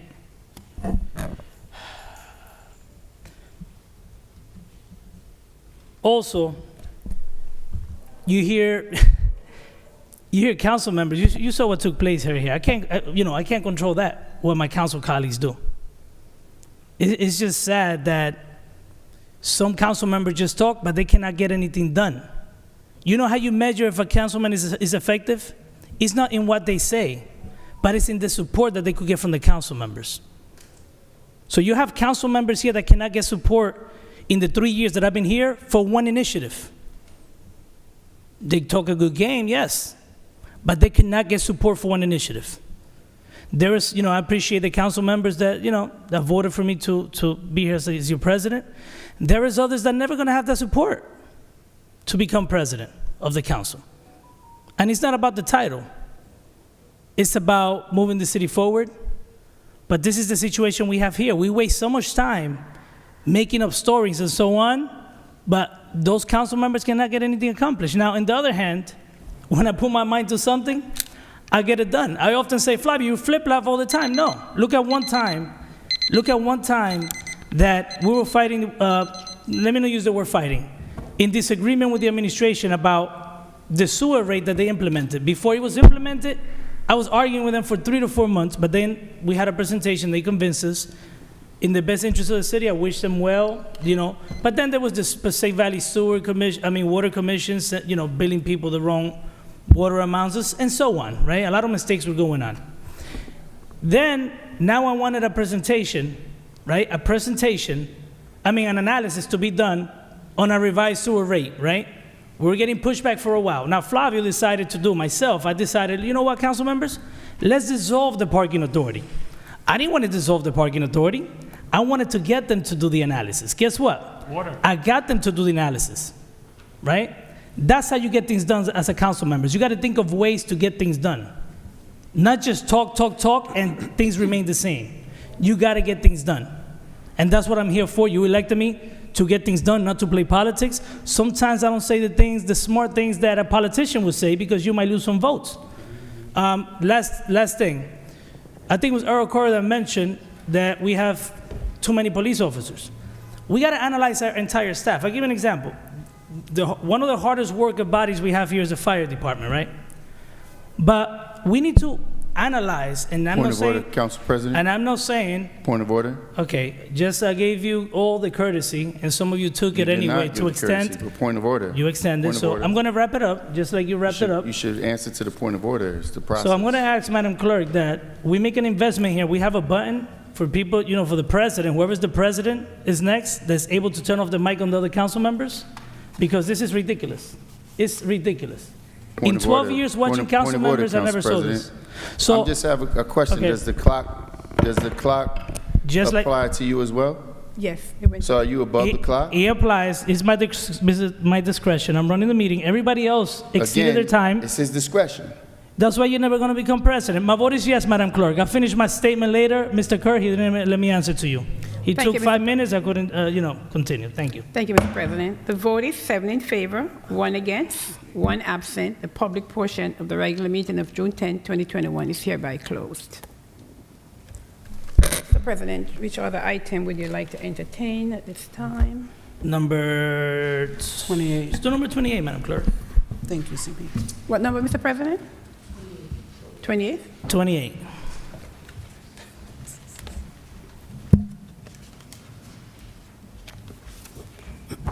Next item is item number 28. Item number 28 reads resolution designating Vreeland Avenue between 17th Avenue and 19th Avenue to be also known as Jamaica Way, sponsored by Councilman Michael Jackson and Councilman Alex Mendez. City Council Resolution 21305. Move it. Second.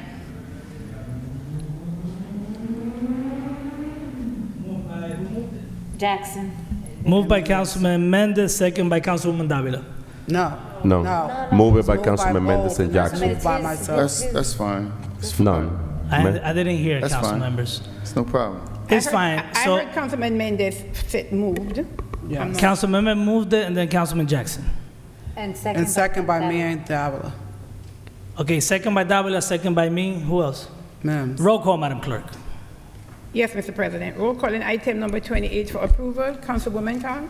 Thank you, Madam Clerk. I just want to say that, as Councilwoman Davila said, it had not been 3 years. But I can just say for a fact for myself, when it was brought up, I was not included in the conversation from the beginning of it. I came into the conversation later on in it. And all of us here love Jamaica, love going there, love the people. It's nothing that we want to stop.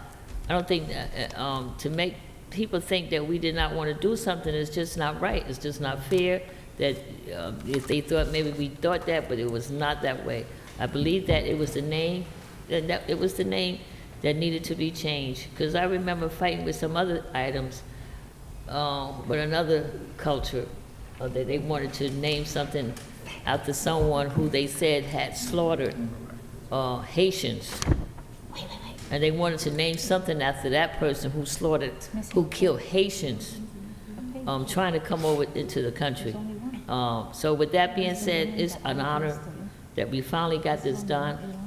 You know what, I always say that no matter sometimes how mean people may be or how you think, but I've learned to be humble, and I learned not to be cutter, razor cutter, because it's a hurtful feeling when someone talks about someone and they really don't really know the whole truth about everything or what's happening and what's going on.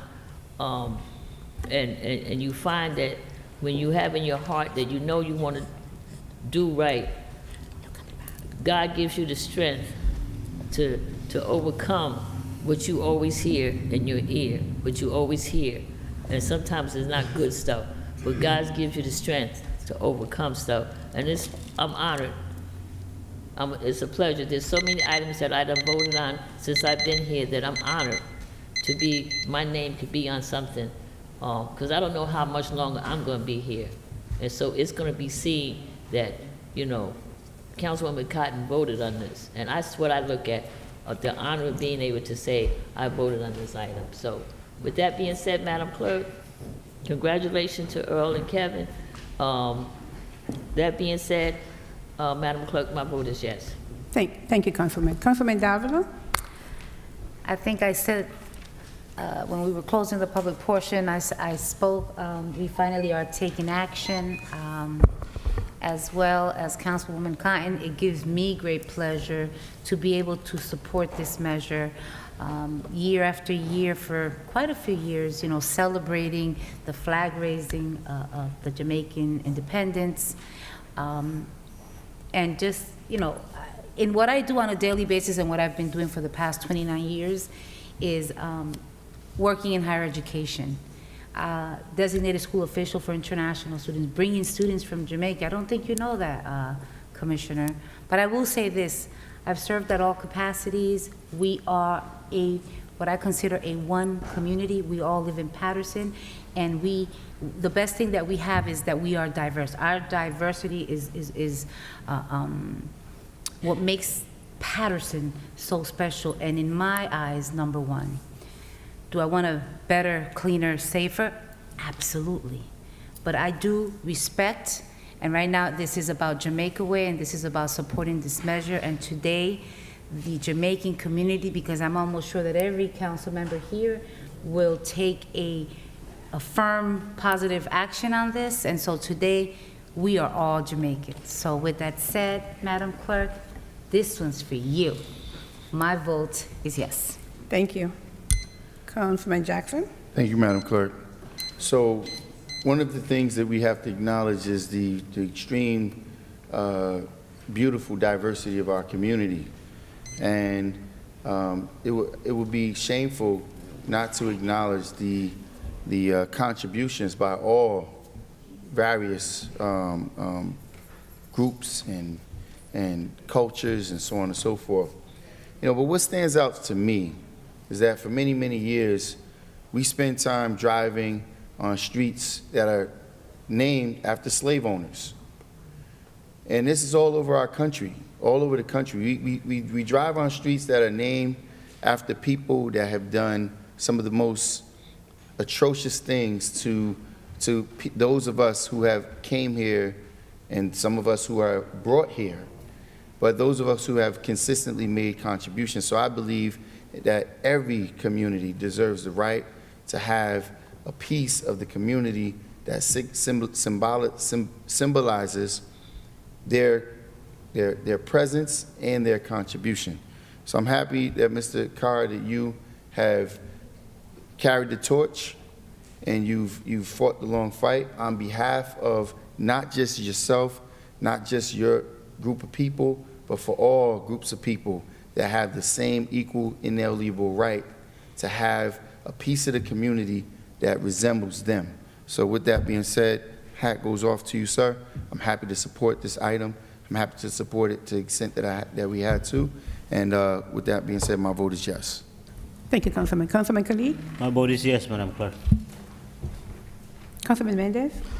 Thank you, Madam Clerk. And as I mentioned before, this is a very special vote for me because as a councilman of the 3rd Ward, where we have the largest Jamaican population in the city of Paterson, and I believe maybe in the state of New Jersey, it's been amazing to get connected with our Jamaican brothers and sisters for many years, but visiting different areas, you will not realize how many professors, how many teachers, doctor, engineer we have in the city of Paterson from the Jamaican community.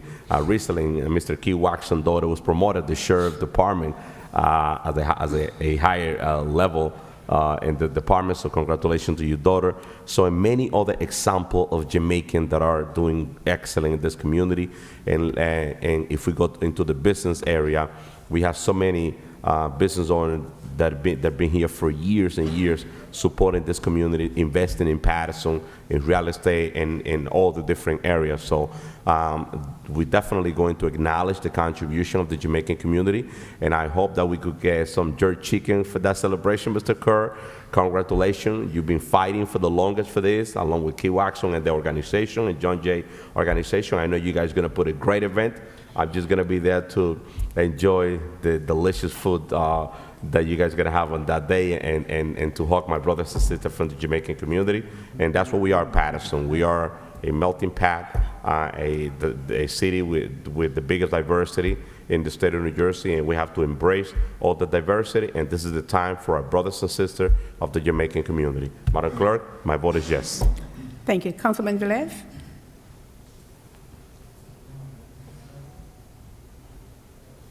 Councilman Velez, it's your turn to vote.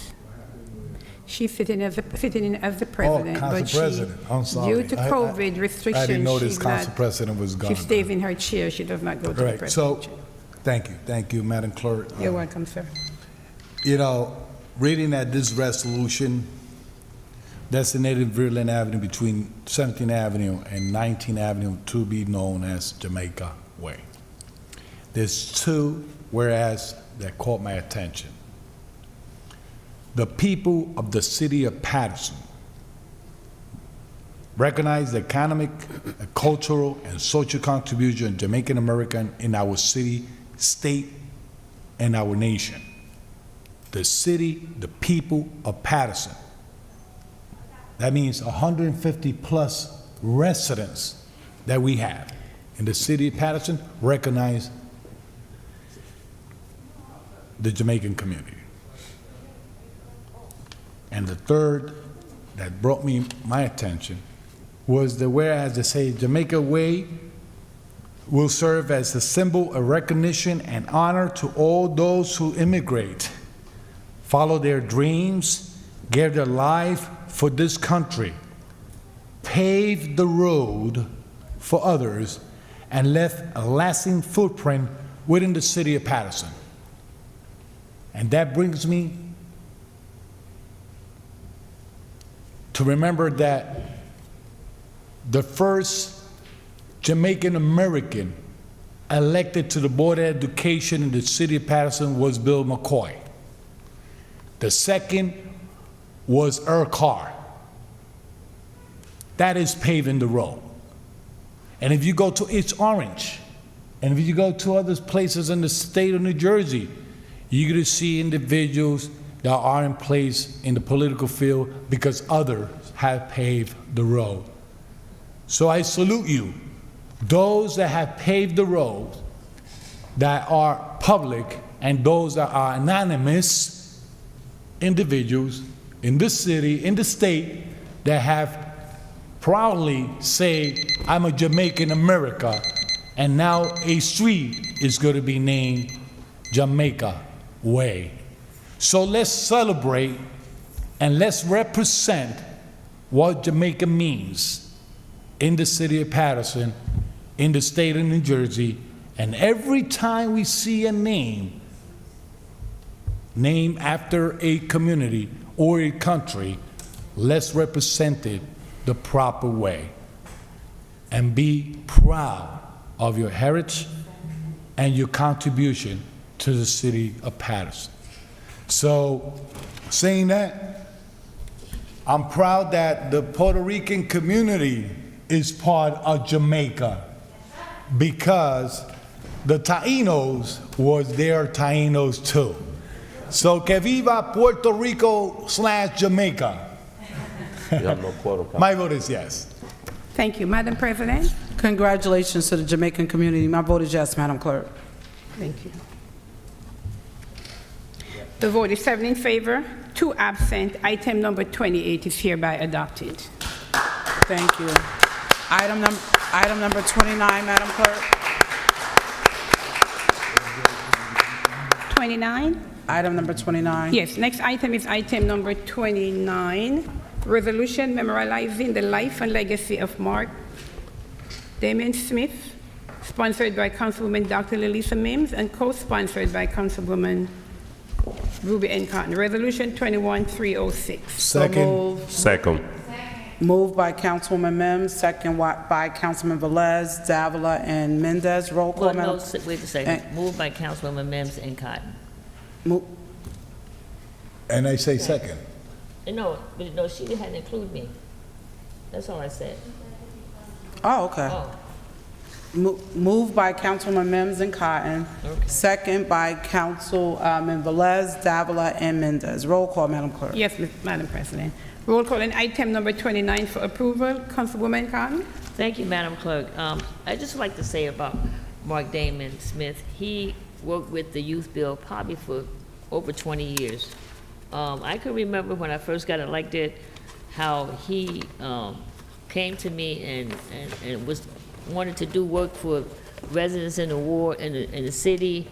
It was a program under NJCDC, and they did a lot of work in the community, helping people with things they needed to get done in their homes. And so, you know, it was really suddenly that he passed away, but I just wanted to recognize him. And I know all the hard work and all the young people that came through his program that are so very successful now because of a gentleman like Mark Damon Smith. And you know, when you have good people around you, it makes you be a good person. So he is truly going to be missed. But it was an honor to co-sponsor this with my councilwoman, recognizing the work that Mark Damon Smith did with Youth Bill. He started Youth Bill, and he's been around with it for over 20 years. So with that being said, Madam Clerk, my vote is yes. Thank you. Councilwoman Davila? Before I take action, Madam BA, I know that I addressed you. The constituents are actually watching. I just got a text that we're watching to make sure that I've addressed the situation with the loud noise and the crowds. Can you please address that? It's been definitely, it's going to be a long summer. I want to thank Councilwoman Mims and Councilwoman Cotton for bringing this forth. I am in agreement that we should memorialize his life and legacy. And I am happy to be able to support this resolution. Madam Clerk, my vote is yes. Thank you. Councilman Mendez? Thank you, Madam Clerk. I'm definitely also in support of this resolution memorializing the life and legacy of Mike Damien. So with that being said, my vote is yes, Madam Clerk. Thank you. Councilman Velez? You know, this is what we talk about, people paving the road. You know, not just paving the road, it's just also leaving a legacy that others could live on it and take an example on it. So my heart goes to the family, and you know, attracts me a lot, whereas that he was a father leader of troop number 95385 of Girl Scouts of Paterson for over 6 years. That means a lot. So that's a legacy that a lot of people should take and live with it and try to apply it for the future generation. My vote is yes. Madam President? And so this is really, it's a much needed resolution, but it's hard to even say his name in the past tense. I went to school with Mark Damon Smith. We went to Paterson Catholic together, me, his sister Anissa. When he was on the football team, I was on the band, and his mom, we called her the football mom, who cheered everybody on to make sure we had snacks and food and water and so many things. And then as life progressed, Mark moved on, and I always called him the lifesaver for our youth. He did so many things for youth. I mean, it's just too tremendous to talk about the way he saved our young men, young women, the way he loved his wife, the way he loved his kids, the way he went after those that people might have sometimes forgotten about and how he poured into them. And I was thinking about when he invited me to speak, and one of his phrases was, I, we, us, and how he just ingrained that into all of the people he came in contact with. He's going to be missed but never forgotten. I know that Mr. Bob Garashi is watching, NJCDC, Youth Build. He is it. He was it. He was the person that made it. I remember when they moved behind Conda Mill, and I was there speaking, and we found out, that there was issues with traffic. It was because of Mark Damon Smith that DPW took my request and came out, and there was a speed 25 light, and there's a crosswalk. That is because of Mark Damon Smith, and the stories go on and on about what he's done and how his imprint will never leave the city of Paterson and all the people's lives he's touched. And so with that being said, Madam Clerk, this vote is for I, this vote is for we, this vote is for us, for Mark Damon Smith. My vote is yes, Madam Clerk. Thank you, Madam President. The vote is 5 in favor, 4 absent. Item number 29 is hereby adopted. Item number 30, Madam Clerk. Yes, Madam President. Next item is item number 30, resolution appointing Ms. Janelle Caraballo to the Housing Authority Board from June 1st, 2021 to June 1st, 2025, sponsored by Councilman Luis Velez. Resolution, City Council Resolution 21307. So move. Second. Moved by Councilman. Moved by Councilman Velez, second by Councilwoman Davila and Councilman Mendez. Roll call, Madam Clerk. Let me ask a question first. Discussion, Councilwoman Cotton. Can I? I thought it was July 1st. And I thought it should be July 1st, 2021 to July. No. It's June 1st? I thought it would be July 1st. So most of the board appointments, I thought it ends June 30th and starts July 1st. That's all. I'm just questioning if it should be July 1st or June 1st. This was a delayed appointment, and that's why it's being done for June 1st, but you can... No, it's still, even if it's delayed, you still got to go back to... Madam Clerk, could you bring the yes, clarification? Go ahead. Madam President, we have given it to legal, and Ben had worked on this, and that was the decision that they made. If there is an error from their end, I really don't know. Who did it? Legal. Legal prepared the resolution. But this appointment has been hanging around for quite some time. Yes. Right. And the Housing Authority wanted this board, this position, and another one, the residence assistant, to be filled. Right. So I reached out to Councilman Velez. It was his appointment, and based on what legal had explained to me, we are beginning this for June 1st, and it's for 5 years. No, I'm not questioning his appointment. I'm just questioning the date. That's what I'm Right. questioning. To me, I've never seen June 1st on any of the dates, and that's all I'm questioning. I'll take the request and Right. follow up with legal. If there's any correction, then we'll follow it from there. Roll call, Madam Clerk. Okay. Roll call on item number 30 for approval. Councilwoman Cotton? Of course, Councilman Velez, this is your appointment to the Paterson Housing Authority, and my vote is yes. Thank you. Councilwoman Davila? For the viewers, every council member has either appointments in the Housing Authority or the Parking Authority. We receive resumes as a council. Although a council member puts a name forth, we come together and support our appointees for the most part. In this case, we're talking about a young lady who is being put forth by Councilman Velez as an appointment to be a commissioner of the Housing Authority. I look forward to meeting you personally. I'm looking at your resume and I see experience. I see that you're Paterson. You've gone through our school systems, and I know that you understand, okay, the needs. I hope that you do understand the needs in our community in terms of the Housing Authority. I hope that you are firm and that you are not a yes person. So with that said, Madam Clerk, Councilman Velez, I will be supporting your appointment for the Housing Authority. My vote is yes. Thank you. Councilman Mendez? Yes, Madam Clerk. Councilman Velez? You know, Jameli Caraballo, you know, it was not an easy pick because I presented to her and gave her time to think about it, to picture herself doing the commissioner work. After her analysis and speaking to her family, she decided to move forward. Then she submitted her resume, well-qualified individual.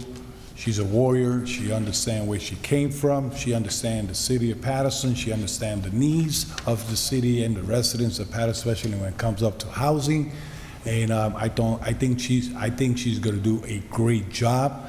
And I have confidence that she's going to represent not only the commission that she's appointed to, she also going to represent the sentiment and the concern of all the council members and the community in the city of Paterson. So that was made clear, and she agreed on it. So my commissioner appointed to the Housing Authority is your commissioner also, council members. So you're free to talk to her, and any plan and anything that is good for Paterson, please speak to her. She's good in communication.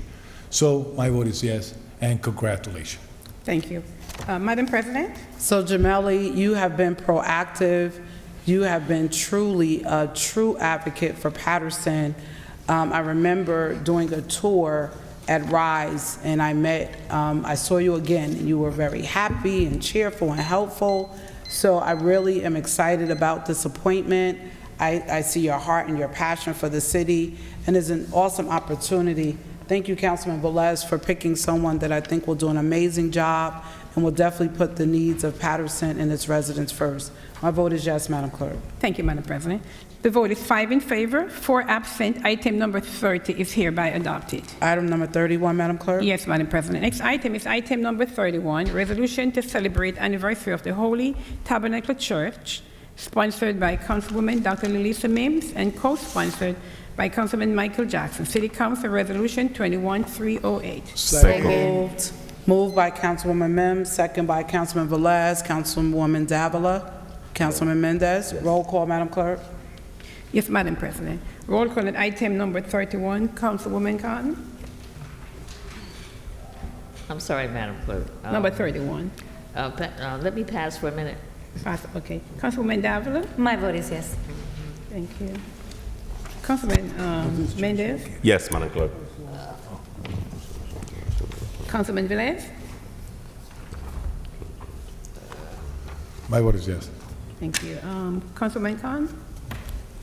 Thank you, Madam Clerk. You know, I really wasn't sure, but this is in celebration of the 50th anniversary of the Tabernacle of Apostle Church. 50 years, that's really something to be around, and I know they're going to be around 50 more years. So congratulations. I just want to say that is really absolutely wonderful. Councilwoman Mims and Councilman Jackson. Madam Clerk, my vote is yes. Thank you. Madam President. To Bishop Doy, Pastor Jason Rogers, thank you to Kamisha Rogers-Jones and the Great Holy Tabernacle Church. I've known you for a very long time, probably long. You've known me long as I've been living, and I've known some of you as long as you've been living. This is well-deserved. My vote is yes, Madam Clerk. Thank you. The vote is 5 in favor, 4 absent. Item number 31 is hereby adopted. Item number 23, Madam Clerk. Yes, ma'am. Next item is item number 23, resolution reappointing the Honorable Abdel Magedi, John Abdel Hadi, JMC, to the Municipal Court of the City of Paterson, Administration Resolution 21300. Move it. So moved. Moved by Councilman Velez and Councilwoman Mims, second by Councilwoman Davila and Councilman Mendez. Roll call, Madam Clerk. Yes, Madam President. Roll call on item number 23 for approval. Councilwoman Khan. 23.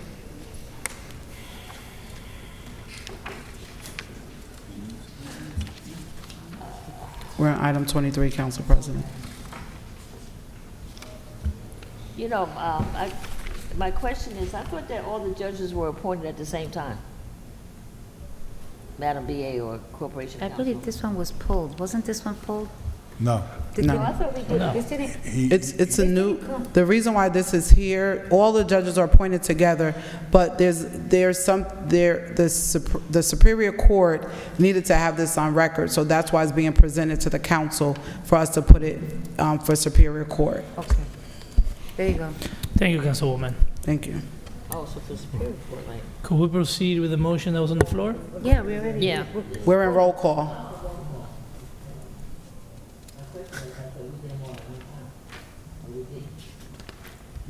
I know, but we're in roll call, we don't discuss.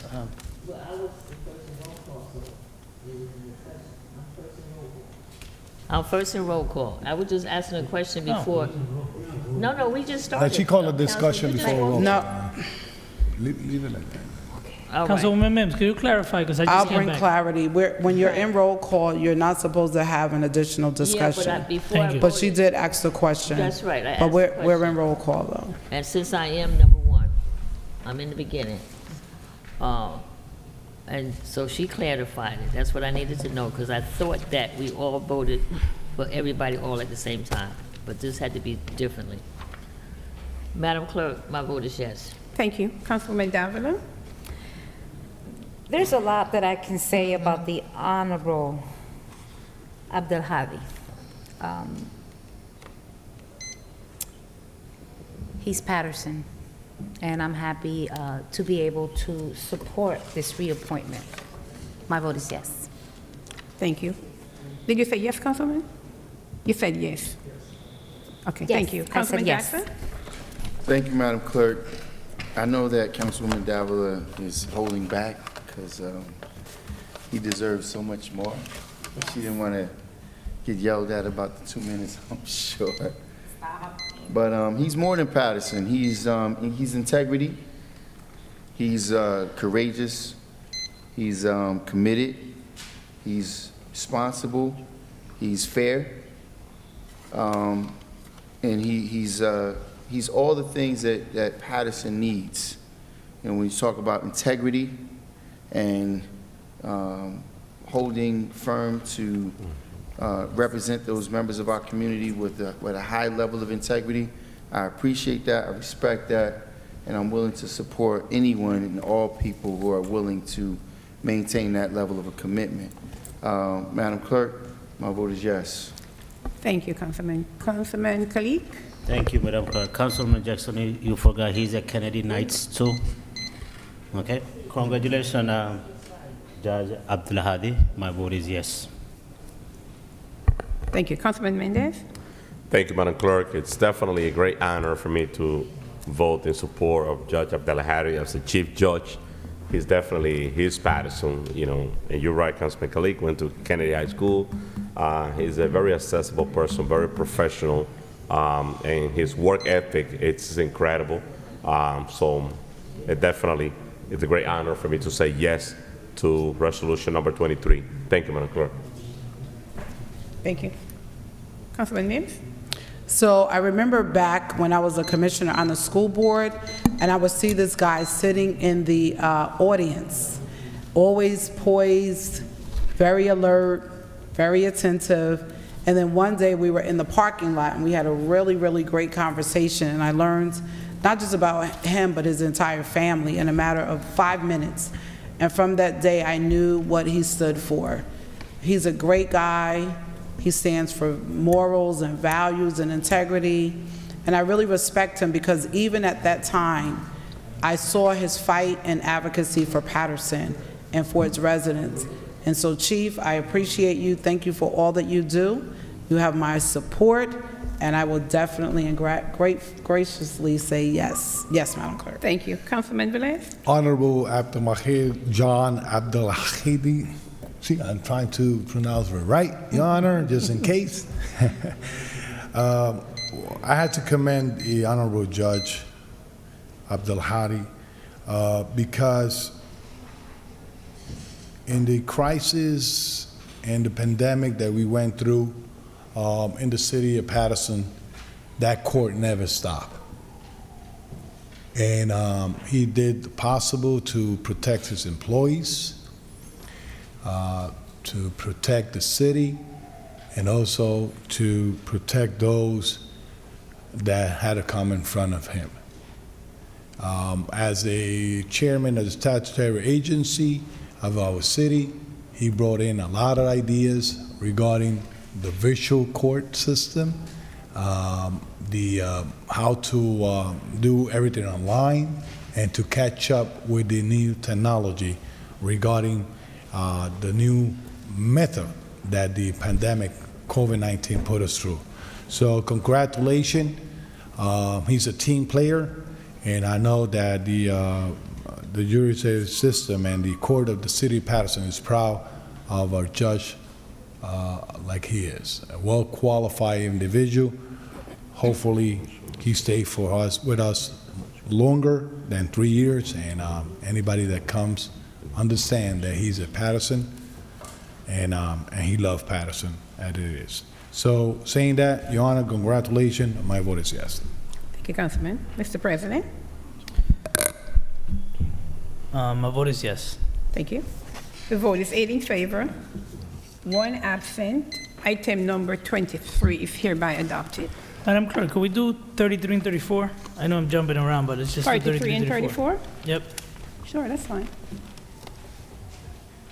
Next item is item number 33. And item number 33 reads, Resolution authorizing the award of contract of first priority emergency vehicles for the purchase, installation, and delivery of 1 2020 and 2 2019 Type 1 Ford F-450 ambulances for the fire department under the Houston-Galveston Area Council Contract Number AM10-20, Fire Resolution 21310. So move. Second.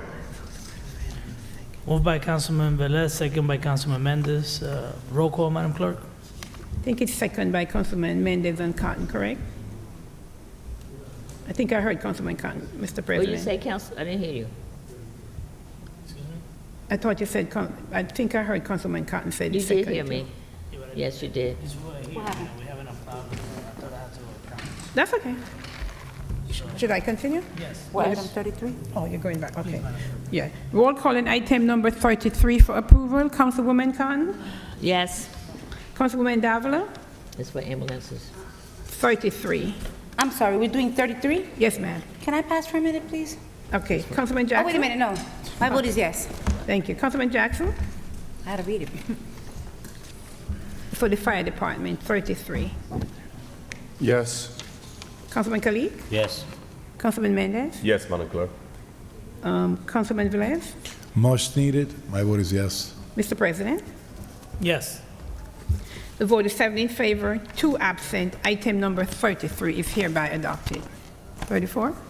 Mr. President? 34, Madam Clerk. Next item is item number 34, resolution authorizing the award of contract to FFI Apparatus LLC for the purchase and delivery of 1 2021 heavy-duty Cinder non-walk-in rescue truck product, code FS 19LD08 for the fire department under the Houston-Galveston Area Council Contract Number FS 12-19 So moved. Fire Resolution 21311. So moving. So it was moved by Councilman Mendez, I can't do it no more. I can't. second by It's not me. Councilwoman Davila. Yeah, everybody. You wants to also be move on it, Councilwoman Cotton?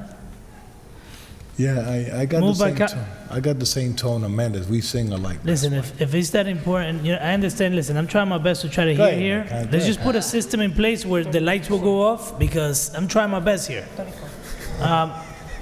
Roll call, Madam Clerk. Okay, so we have a motion on the floor, Mr. President, by Councilman Velez, and second by Councilwoman Davila And Cotton. and Councilman Cotton. Thank you. Roll call on item number 34 for approval. Councilwoman Cotton? Yes. Councilman Jackson? Councilman Davila? I'm still here. I know, I saw you. I'm moving. Said you move. Councilman Davila said yes? Yes. Thank you so very much. Councilman Jackson? Yes. Councilman Khalid? Yes. Councilman Mendez? Yes, Madam Clerk. Councilman Mims? Appears I missed something. My vote is yes. Councilman Velez. Let the record reflect that Mendes also move it. My vote is yes. Mr. President. Yeah, I appreciate the excitement from my colleagues. I just hope the auction that we have on that property on 3rd Avenue, that the bidders are so anxious to, put their money on that property also. We'll do great. My vote is yes, Madam Clerk. Thank you, sir. The vote is 8 in favor, 1 absent. Item number 34 is hereby adopted.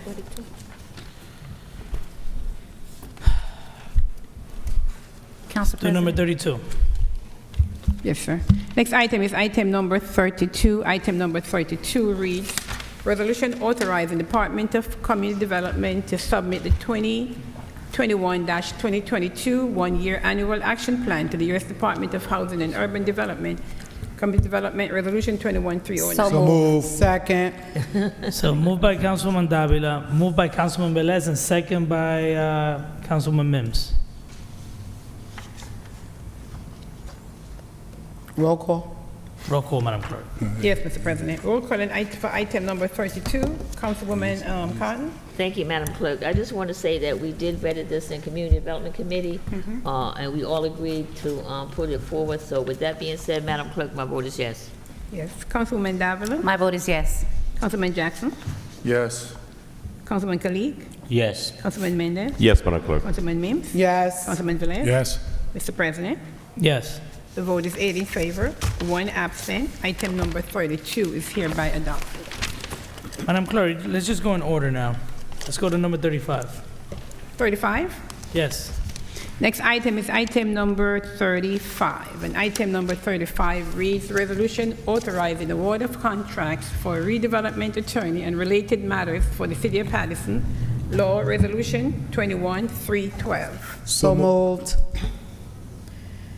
So moved by Councilwoman Mims, and who's the other person? Velez. And second by Councilman Velez. Roll call, Madam Clerk. Roll call on item number 35 for approval. Councilwoman Khan. Yes? Councilwoman Davila. Corporation Council, I hope that under your leadership in the City of Paterson, in the Law Department, that these attorneys that will be coming on and working on city matters, that they do it diligently and quickly and in the best interest of the city. My vote is yes. Thank you. Councilman Jackson. Yes. Councilman Khalid. Yes. Councilman Mendez. Yes, Madam Clerk. Councilman Mims. Yes. Councilman Velez. Definitely, yes. Mr. President. Yes. The vote is 8 in favor, 1 absent. Item number 35 is hereby adopted. Did you say 36, Mr. President? Yes. Next item is item number 36, resolution authorizing submission of a grant application and agreement to the 2022 Municipal and Aid Grant Program under the New Jersey Transportation Trust Fund, Department of Public Works, Resolution 21313. So move it. Moved by Councilman Velez, second by Councilman Mendez. So moved by Councilman Mendez and second by Velez. What was it? Who was first? That's the way. We leave it in that order, Madam leave it Clerk. like that. Velez, Mendez and Velez. That's Okay, I have it, Mr. President. May I continue with the Roll call, Madam Clerk, Yes, if there's sir. no Roll discussion. call, yes, sir. Roll call for item number 36 for approval. Councilwoman Khan? 36. Yes? Councilwoman Davila? Pass. Councilman Jackson? Yes. Councilman Khalid? Yes. Councilman Mendez? Yes, Madam Clerk. Councilman Mims? Yes. Councilman Velez? Hopefully they give us the max for we can improve our roads and pedestrian safety. My vote is yes. Thank you. Councilman Davila? My vote is yes. Mr. President? Yes. The vote is 8 in favor, 1 absent. Item number 36 is hereby adopted. Council President, just really quickly, item number 31 to Corporation Council, it was approved earlier. The resolution says 50th. The resolution should read 60th anniversary. 6-0. 6-0 instead of 5-0. So can we, You gotta read them. You gotta read them. I don't think it's a material change. So I'm sure they'll be able to change it without us, having to go back and. That's what I think. Okay, I just wanted to put it on the record. Right, Madam Clerk? Yes, you're correct, because we didn't read it in the title. Yeah, we could just reread it. So we just make the legal, we make the correction. could add It was not in the title, could add so I more think we should not have a problem. It's We'll not have in the it, we'll have it corrected. It's not in the title, but it's the title of the resolution. But we'll correct it. We'll Okay. have legal to correct. Thank you, I just want to put it on record, because the church is watching. Thank you. What item, Mr. President? Next item, Madam Clerk. I think it's number 37. 37. You just did 36. Next item is item number 37. Item number 37 reads, resolution authorizing award of contract to Continental Hardware, Inc. under Morris County Cooperative Pricing for the purchase of lumber, installation, and hardware for the Department of Public Works. Public Works Resolution 21-314. Move it. Second. Discussion. Moved by Councilman Mendez. Mr. President? Mendez and second by Mims. Okay, moved by Councilman Mendez, second by Councilman Mims. Roll call, Madam Clerk. I asked for I discussion, think there's Council a President. discussion on the floor. Who asked for discussion? I did. I just want to Councilman clarify Velez. something here, please. Okay, Where's this Hardware Inc. is located? I'm looking for the address. I don't see it.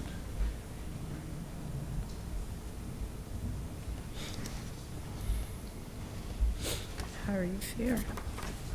So, in other words, is Continental Hardware Inc. is located at 4 Delancey Street, Newark, New Jersey? That's the address? Yes. So, Director, so you're telling me that the Public Works needs to go out there to Newark and get the supply that they need? It was a cheaper price through the co-op. You can proceed, Director. What was that? No. He says, go ahead. It was a cheaper price through the co-op. Oh, okay, so is it $250,000? Oh, no, $2,500, correct? Not to exceed 25.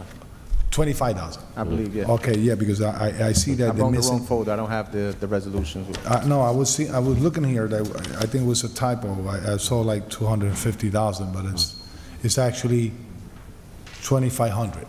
25,000? Yes. Oh, okay. They put a period in the back, not exceed, but that's okay. So they have to go down to Newark and pick up anything that they want to purchase? Yes. And, it's under 20, it's under 40, so okay. All right. Thank you.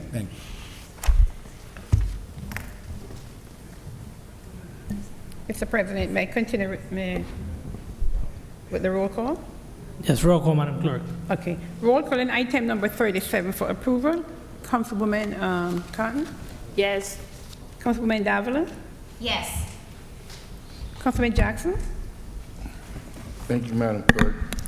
So understanding that our director and our purchasing agent is doing the responsible thing and understanding the issue with making purchases through the co-op and the necessity for doing so, I still have a difficult time supporting these items because as we continue to spend money outside our community, it's a way in which money continues to leave our community, establishments that are here that could possibly provide jobs. And furthermore, the trafficking back and forth to this establishment, we got to consider gas factoring and the workforce that we have to pay employees to do that transport. You know, I'm having a very difficult time supporting this thing, and no slight on the director and or the purchasing agent. I understand you guys' perspective, but I'm going to support what I believe is best for Paterson. So home purchasing is necessary. My vote is no, Madam Clerk. Thank you. Councilman Kalik? My vote is yes, Madam Clerk. Councilman Mendez? Thank you, Madam Clerk. Let the record reflect that this item was discussed on the committee meeting and approved, so my vote is yes, Madam Clerk. Councilman Mims? I've heard and had various conversations with our purchaser, Harry, and he highly recommends, and I know they do a lot of cost savings across the state. And so with that said, I'm glad that Paterson is now coming aboard to be a part of this cooperative pricing that they do and give so many wonderful, wonderful accommodations to municipalities. My vote is yes. Councilman Velez?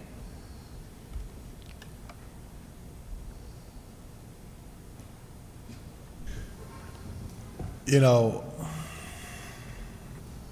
we have hardware stores in the city of Paterson, especially in the Fifth Ward. You know, and I don't have nothing against the process. I think that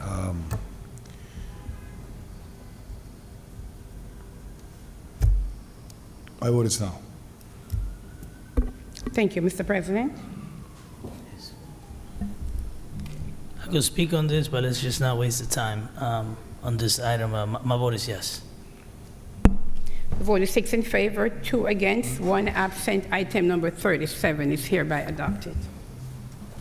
Number 38, Madam Clerk. Yes, sir. Next item is item number 38. Item number 38 reads, resolution authorizing the renewal of a contract with T.G. Neal Grant Hardware for purchase and delivery of hardware supplies for bid number 21.09 for the City of Paterson Public Works Resolution 21315. So move. Second. Moved by Councilman Velez, second by Councilwoman Mims. Roll call, Madam Clerk. Roll call on item number 38 for approval. Councilwoman Cotton?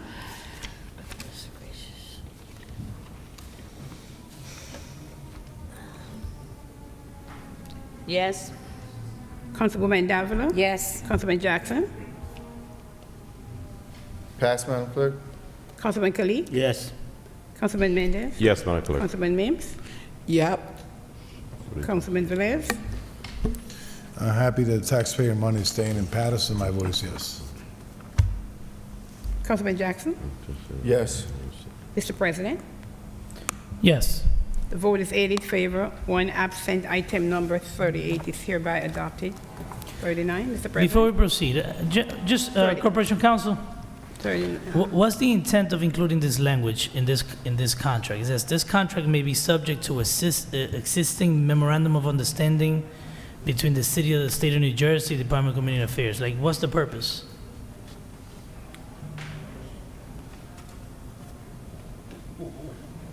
Harry, you want to come up to the podium if you wrote this? I just want to know what's the purpose of including that language in there. Like we know we know that we enter into a memorandum of understanding. It's just that lately we're looking at it like it's always been written on stones, the stuff that's written there. And this, I'm not taking a jab at this resolution per se. It's just a lot of the discussion that we've been having year after year about DCA and us. You know, we're the governing body. I just want to know, like, that language is included in there. Like, what's the purpose of it? What you know? Oh. At the bottom of the Grand At the Harbor bottom, yes. language. The mic, Council President. Mic. The mic. Oh, sorry. No, it's on. Just get Okay. closer. It's on. Good evening, Council Member, Council President. That language is in all the resolutions that we put together. Okay. Due to the fact, like, anything that the city contract for has to be approved by DCA. So, I mean, they approve it before or after us? Because this is the first for me. I didn't know. I understand we have monitors here, but I didn't know that DCA have to approve any contracts. If that's the case, it doesn't make never. If I may clarify? Never. Yeah, could you clarify? Because it's never, and I don't want to hear people shaking. If now we're going to Trenton tomorrow, it can't be. It's a process. Anything that is prepared by the city, and these contracts, is a form that is used in order for DCA to know what we're planning to do. Expenses, why, the contract amount is professional service, is a regular contract, and the amount inclusive of. So It doesn't necessarily mean that we have to go to DCA for approval, Council President. It just says that, this may be subject to our memorandum of understanding. It doesn't necessarily mean that it will be subject to the memorandum of understanding. So I think this language here just ensures that to the extent that it is subject to it, we're complying with it, and to the extent that it's not, it's not. Understood, but I just want to make it clear that once we vote, DCA cannot come and say we cannot spend this money, because we have the authority. Once the budget is approved, we have the authority to spend the money. So DCA, after a vote, cannot come and say that, oh, we didn't approve this. I just want to make sure that that's clear. Because we have to, we have to create the boundaries here. We're giving DCA too much authority just because we get $20 million. This needs to stop. It's frustrating. Let's continue, Madam Clerk. With 39, Mr. President? 39? 39. Yes. Next item is item number 39, resolution authorizing award of contract to Sherwin-Williams Company on the Morris County Cooperative pricing for the purchase of paint supplies for the Department of Public Works, Resolution 21316. So moved. Second. Moved by Councilman Mendez, second by Councilwoman Mims Velez. and Velez. Roll call, Madam Clerk. Roll call on item number 39 for approval. Councilman Abdelaziz. Yes. Councilwoman Cotton. Yes. Councilwoman Davila. Yes. Councilman Jackson. Yes. Councilman Khalid. Yes. Councilman Mendez. Yes. Councilman Mims. Yes. Councilman Velez. This is some special paint that is not found anywhere in any company, so I guess this is going to be good. It's good that at least we following memorandum of understanding that we're not going to overspend and this and that. So my vote is yes. Mr. President, Yes. the vote is 9 in favor, none against. Item number 39 is hereby adopted. 40. Number 40, Madam Clerk. Next item is item number 40, resolution authorizing the renewal of a contract with Circle Janitorial Supplies for the purchase and delivery of janitorial supplies for bid number 21.07 for the City of Paterson Public Works, Resolution 21317. So move. Moved by Councilman Velez, second by Councilwoman Davila and Mendez. Roll call, Madam Clerk. Roll call on item number 40 for approval. Councilman Abdelaziz. Yes. Councilwoman Khan. Yes. Councilwoman Davila. Yes. Councilman Jackson. Yes. Councilman Khalid. Yes. Councilman Mendez. Yes. Yes. Councilman Velez. Yes. The president coming down. Councilwoman Mims. Yes. All right. You almost done, man. You're Mr. President, item number 40. He's out of his desk. He's getting back there. Your vote on item number 40, Mr. President. Yes. The vote is 9 in favor, none against. Item number 40 is hereby adopted. Now Council President. Okay. Motion to adjourn. Well, how you figure? We No. still have to. Oh, we haven't We have other items. We have 9. we have 9. Did we vote on 9? 24, 25, and 26. Correct. So let's do 9. 9? Yes. Okay. Next item is item number 9. Give me 1 second, Mr. President. I have to read it for this. Item number 9 is the introduction of the 2021 municipal budget.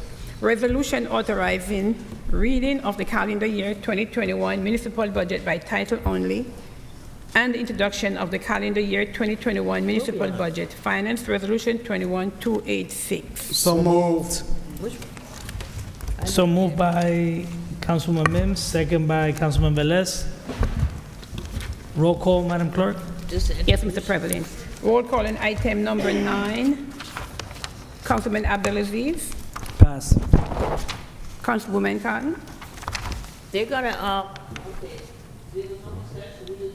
No one called for a discussion, so we're voting.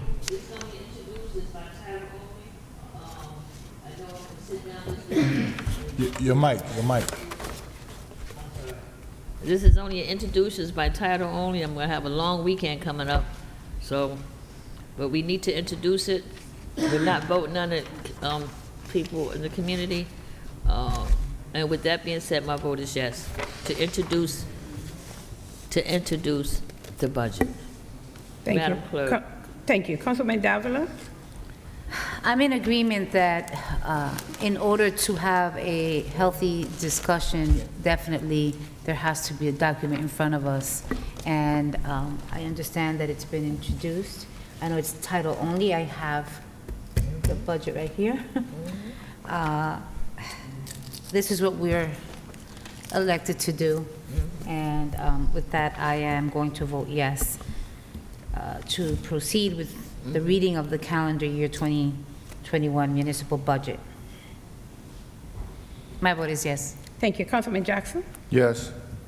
Councilman Kalik? Our council president keeps talking about budget is a plan. If there is a plan in this budget, I think it's a failed plan. I haven't seen any improvement for whole year. Even though if they introduce budget, my vote is no. Councilman Mendez? Thank you, Madam Clerk. We're voting on the, 2021 municipal budget introducing by title only. I definitely looking forward to have a conversation with the administration and be able to come up into an agreement, at least meeting halfway, understanding that my concern is a service that we're looking for, that we need to provide to the community. So I'm expecting that those services are reflected in those numbers. So I'm looking forward for that discussion. So my vote is yes, Madam Clerk. Thank you. Councilman Mims? Yes. Councilman Velez? Thank you for introduction of this budget. I received a nice, beautiful letter from the state of New Jersey that Madam BA just sent us about yesterday, I believe, that the city of Paterson was awarded $21,057,166.25. According to them, it's 85% of the previous year, plus $104,616.25. I would like to have a big discussion what that will represent in our budget, okay? And what will be the difference without going to taxpayer money? Making sure that this administration is fiscal and responsible, and please, let's have a healthy discussion. My vote is yes. Councilman Abdelaziz? Thank you, Madam Clerk. So I want to, I'm not going to say I look forward to, I've been having constant communication with the administration. When I received this last week, I've been going through it page by page, so this is not the first time I've had it. I've already addressed some concerns with the mayor about what I want to see in this plan. The good news is, and the administration did give us an introduced budget that has a municipal tax levy that's flat. Usually we get budgets that has increases in the municipal tax levy, so I like where we're starting. I like where we're starting because it's an area where it's not hurting the taxpayers. So I want to remind the taxpayers, this introduced budget that we have in front of us, the municipal portion of your tax bill is remaining flat, and we're going to look through this and see if we can find what I like to hear, and I think the taxpayers like to hear, a decrease in the municipal levy. I know it's hard. I know what the DCA states, but we'll see. Well, I look forward to continue that dialogue with the administration. My vote is yes. Thank you. Mr. President? So I urge my council colleagues that, this is an introduced budget. We need to look at it very closely and recommend any changes that you want to see. Speak to the administration in regards to, the services that or how this budget would improve some of the services, and provide some input also. We already did this during the budget hearings, but we still, this is an introduced budget. Those items have changed a little bit since since we had the budget hearings. But something that this budget has that's encouraging, it seems like, that things are going to come back to normal. And I know we have a significant increase in recreation in this city. And I'm encouraged, our kids, are being affected mentally, a lot of them, just from being inside their home. They're not even interacting with their friends. And I just hope that the resources that we have included in there are going to be used effectively to provide the recreation necessary for this, for our youth. But we still got a lot of work to do. The next step is to adopt the budget. Once again, I urge you to look into this, because once we adopt it, that is the plan that will be in place to provide the services, and then we can do nothing after that. My vote is yes. Thank you, Mr. President. The vote is 8 in favor, 1 against. Item number 9 is hereby approved. Public hearing and adoption on this budget will be held at the next regular meeting of July 20th, 2021 at 7 p.m.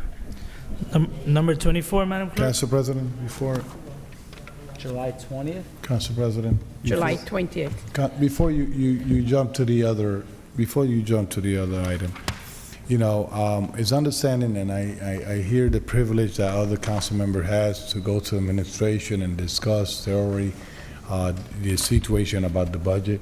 I know we have a committee of finance that meet regularly every week.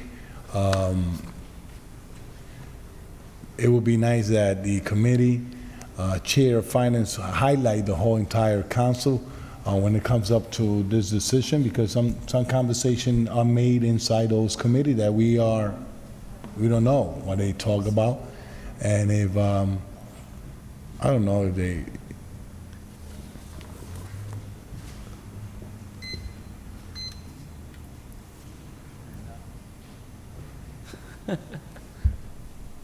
Thank you, Council President. Thank you, Councilman Abdelaziz.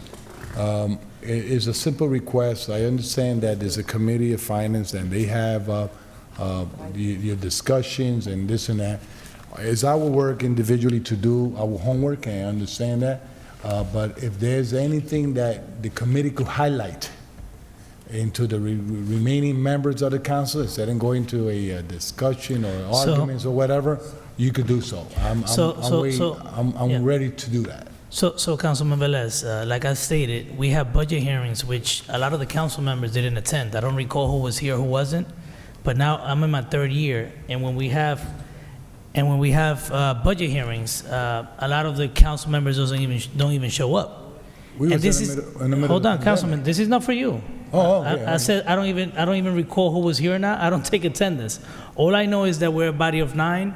Sometime we will have to act as a committee. And Madam Clerk, remember that we had those discussions if we could continue or not with the meeting, because at one time we only had 4 people. We didn't even have 5, and we continue as a committee. And there was a time we only had 3.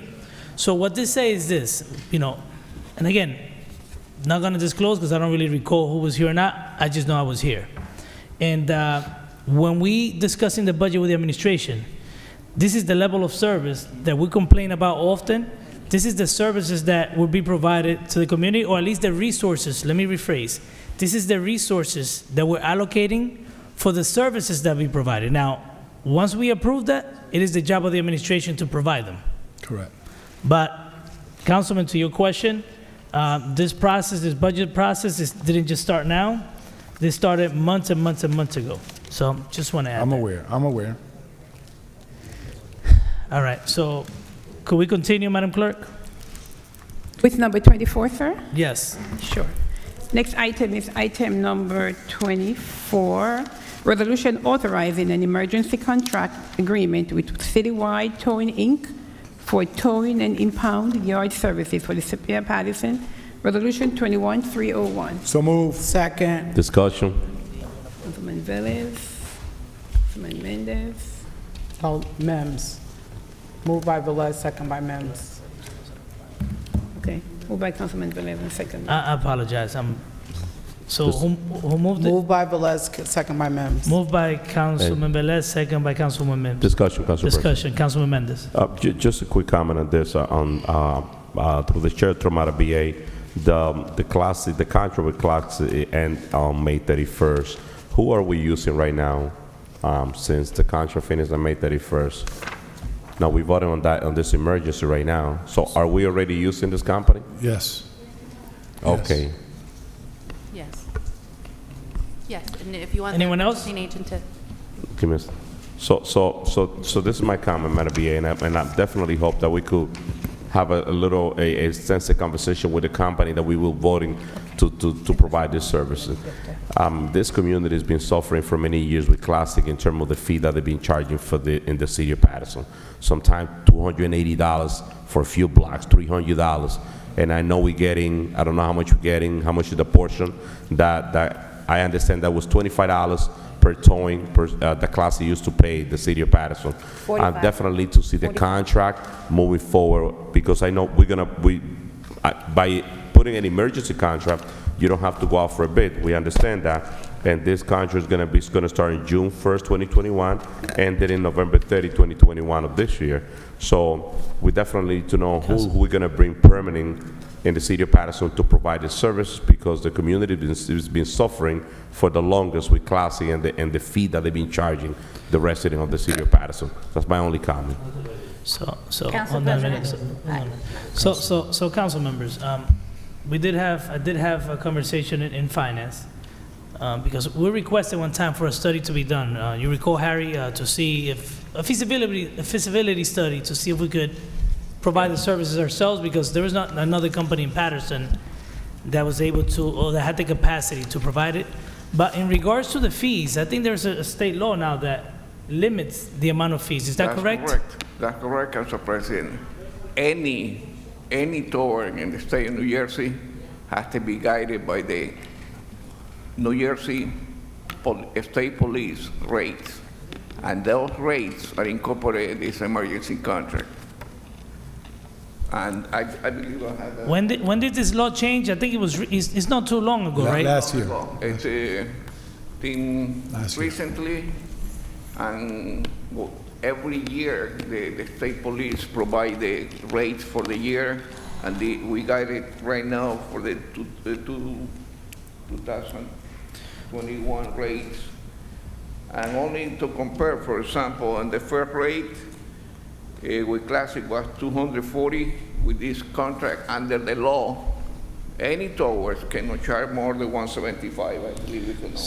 So you're correct, Councilman Mendez. We have suffered for too many years with the excessive rates, but at least now, now there's a law from the state in place that limits the charges from the towing companies. But also, Council, if I may, Council President, not only that, but there's another charge that they play with, and it's the every time the car stay in the yard for an additional day, that's not under the state law. If I'm understand, that's and I believe that I'm correct. So storage. It's not under the law now, I'm sorry. It's also under the law. Yeah, because all started with back in 3-5 years ago with the Predators law, that everybody was charging whatever they were wishing to charge. So the state intervened, and there were many companies that they were doing things that they don't supposed to. So that's the reason the state said, we want to take care of this, and we're going to establish the rates, and the state police actually promulgate every year the flat rate for, like I mentioned before, 175, and also for the storage. So actually, no one is going to come back here to the administration or to the council members to say, listen, I was overcharged, because they cannot do that. Okay. How about the amount that comes back to the city, Harry? How about the amount that comes back to the city? That's not mandated by law. And that's what we could. But that's I'm sorry. That was my next question. Classic used to go be ahead, Council, 45. Huh?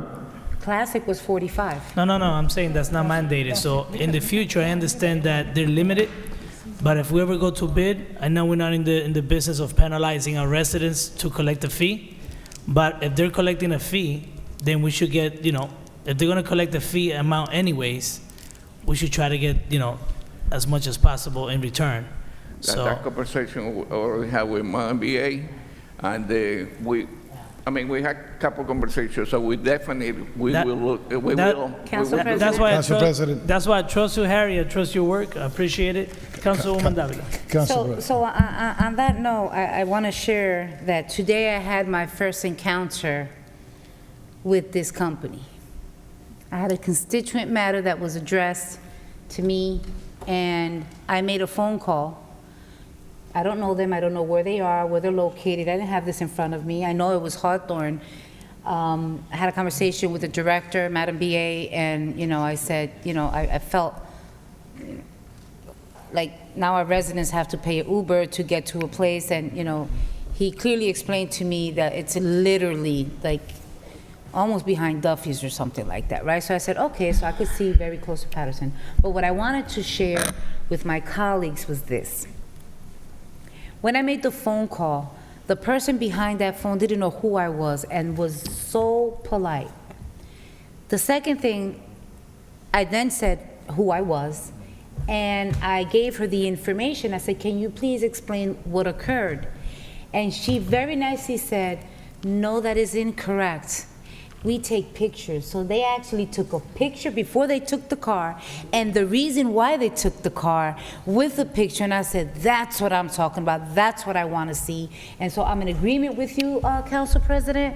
I don't know them from, a can of paint, but I'm going to tell you this, that first encounter, that first impression counts. So I know that this is only for 6 months. I understood the emergency, but I'm in agreement, Council President, that when we do go out to bid, that there is some type of consideration and compensation for our city. Council President. Council President. Councilman Velez, and then Councilman Jackson. I don't have nothing wrong to say of the past service. They had also been generous to our city in some aspect, to our resident, the time that I always approach them. I had a good experience with Frank Jr. Yesterday, and there was well understanding. The problem I have is, and it's not with the towing company. I know they're going to perform a great job. They're being so professional over the phone, and understanding. And let me say this: understanding the needs of the residents of Paterson.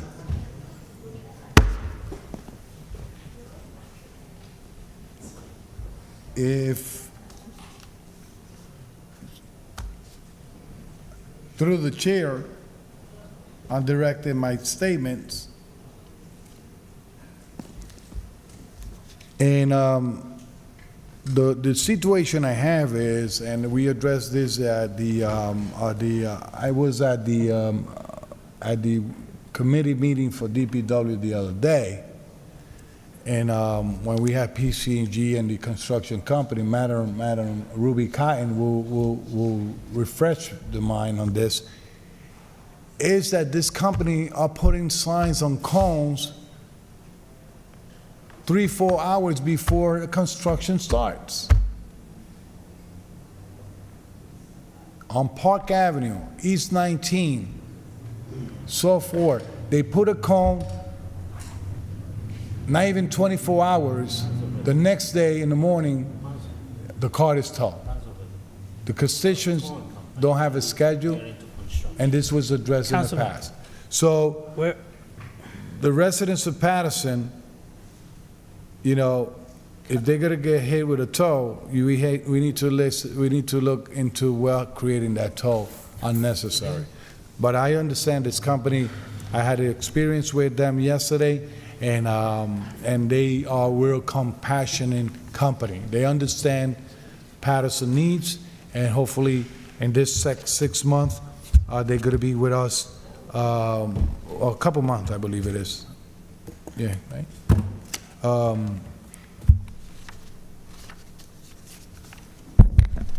Now, Cevallos, question. Yes. This is the only company that bid on this? Or participate? Or put a proposal? Through the chair, Council President, no. But because it was an emergency, the administration was notified that Classic was closing the doors. Immediately, with the police department, Director Especial will start looking for sources, because this is something that is not like a regular contract per se, like we're going to buy hardware supply or something. This is a lot of state law that is taking place.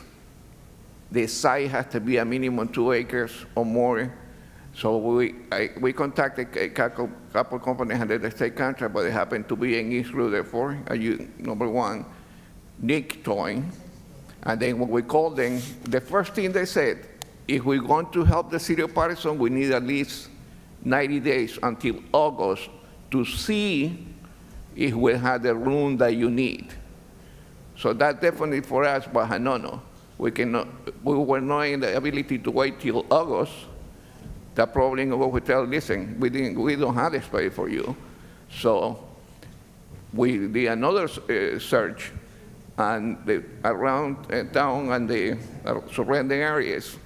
And the citywide came about it, and the Jerry special contacted, talked to them, and yes, they said we willing and able to help you because they knew there was an emergency.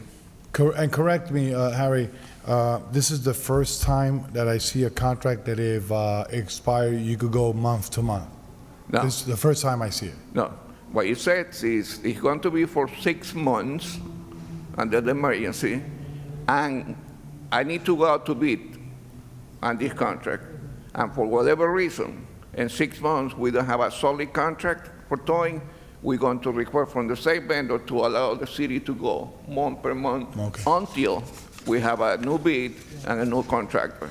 All right, through the chair, Councilwoman, can you supply us an email of the rates, please, so we could, that they have now? You have it, but okay. I could get a copy later on, or you could email me, just in case my constituents ask why and this and that. I could know, I could tell them the rates or whatever. Thank you. Thank you, Councilman Velez. Thank you, Harry, for all that you do. Roll call, Madam Clerk. Yes, Madam President. Council Roll call on President. item number. Oh, hold on, he had the. Councilman Jackson.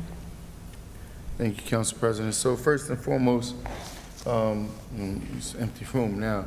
The former tow company used to provide photographs and things of that nature as well. Yeah. And Mr. Savalas, understanding that there's now a state law which outlines the details or specifics in regard to cost factoring, my question is through yourself to Corporation Counsel as well as Madam BA. So in the event that this company should violate such state law, I mean, there's many state laws that many tow companies have violated. It was relevant several years back where you couldn't hire spotters, and certain tow companies were hiring spotters to target certain locations and things of that nature.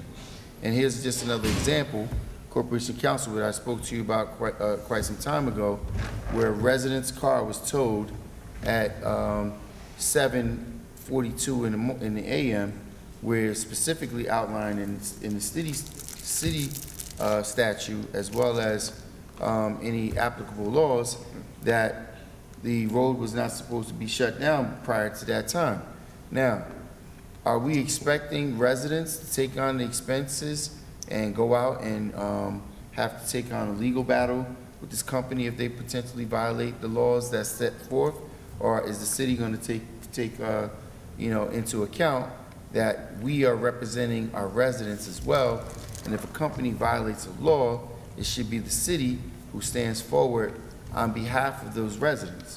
So we'd like for you to answer that on record, as well as the former contract with the previous vendor, understanding whatever scenarios they may be going through. Was there some type of out clause in the contract that allowed them to, or did their contract just come to an end? Was it the end of the contract, or did they request to be out early? Yes, it was the end of the contract. For us, with them, they provided an extension, and after the extension, I think things started getting a little difficult for them, and then they started sending the emails, because I want to be open only to July, then July became May. No, I understand. All right, very good, thank you, I appreciate that. And Corporation Counsel, if you can, please, how do we expect to deal with the constituents' issues? Because as of now, we're asking constituents to go to court, take off work, potentially hire an attorney, when the law has been violated and their rights have been violated. So what's the city's position moving forward with constituents receiving tickets that they should not be receiving, and in this case, if they're towed, because that constituents issue that I brought to you, they were ticketed, they were towed, they lost a day of work, and yet his concerns still have not been answered to. Corporation Counsel. Thank you, Dr. Mims. So I briefly spoke with the BA, but in terms of addressing the issue you raised about wrongful tows, I think it's something that we can build into the contract, that if there is a wrongful tow, there's a refund that has to be issued. And I think that would, you know, building something like that automatically into the contract would save the residents time and energy of having to go fight this. In relationship to tickets that are alleged to have been improperly written, as I advised you before, the advice remains unchanged. Have them fight it in court. I understand that that's an inconvenience, but before any sort of legal procedures can proceed, that ticket has to be resolved. It can't be a situation in which someone says, I got a wrongful ticket. They went, they paid it, essentially pleading guilty or being convicted of a ticket, and then coming back and trying to argue thereafter that it was a wrongful ticket. Corporation Counsel, I mean, I'm taking huge issue with that. So if an officer who works for the city writes a ticket that should not have been written or is wrongfully written, we're expecting that the constituent go to court and fight it. And not only that, if they don't have the wherewithal to do so and don't want to take off work, and they say, well, I'm just going to pay it, that we're not going to even consider not only to refund them, but to look into the matter. They've been wronged, treated, you know, against accordance to the laws that this council sets forward, and the administration is giving the legislators, I'm a legislator, essentially it should be the administration that's going out to deal with the constituents' issue, but obviously the administration is refusing to do so. So on his behalf, I'm here asking, why does a constituent have to go to court to fight a ticket he was wrongfully issued? If I may, Council President, Madam Vice President, if I may. Yes, Council, Corporation Counsel. Thank you for recognizing me. Like I said, Councilman Jackson, and I certainly understand your position, and it's counterintuitive, but unfortunately, I don't think that the courts and the prosecutors can take the word of every constituent who says that they got a ticket improperly. And the reason why they have to go down to court is I believe our prosecutors are very reasonable. They listen. If there's evidence, if there's a photograph, if there's something else, I know for a fact that our prosecutors will take that into account and likely dismiss the ticket if it was wrongfully issued. And I have no problem, if you would like, Councilman Jackson, and actually I might do this in any event, but certainly with your suggestion, reminding our prosecutors in municipal court that they are to scrutinize these tickets, give our citizens a fair shake, which I believe they already do, and not hesitate 1 second if it was improperly issued to dismiss it. But barring that, Councilman Jackson, we just can't have a situation, I think, where members of the public say they got a ticket unlawfully or wrongfully, and we just dismiss tickets based on that. Corporation Counsel, that's not my expectation. If we have an ordinance that says a road should not be closed before 9 a.m. and a constituent is ticketed at 7:42, how is it a constituent going to wrongfully argue? Now we're asking them to take off a day of work, which they were already forced to lose a day's pay. So is it the city's position now to look to reimburse not only for the ticket but the tow, as well as two days of pay?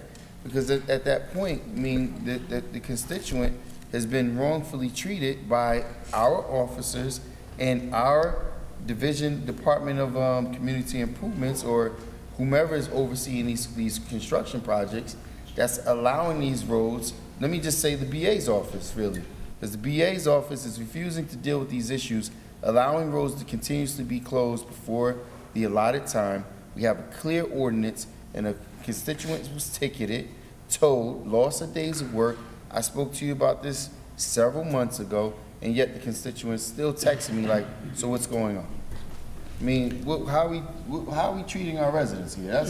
I don't know. Maybe the BA should answer it, or because it doesn't seem to make any sense to me that a constituent would have to deal with these types of issues, and then the people who wronged him, this city, is telling the constituent, no, take another day off of work, or hire an attorney, or do whatever you have to do to go in court and defend yourself, and possibly the prosecutor may be treat you with some type of dignity at this point. When you were wrongfully treated, we see the ticket clearly says 7:42. We know the ordinance says 9 a.m. Why do we put people through a song and dance when it's the city who created the infraction? Thank you. Councilman Velez? Through the chair, correct me if, Corporate Counsel, if I'm wrong.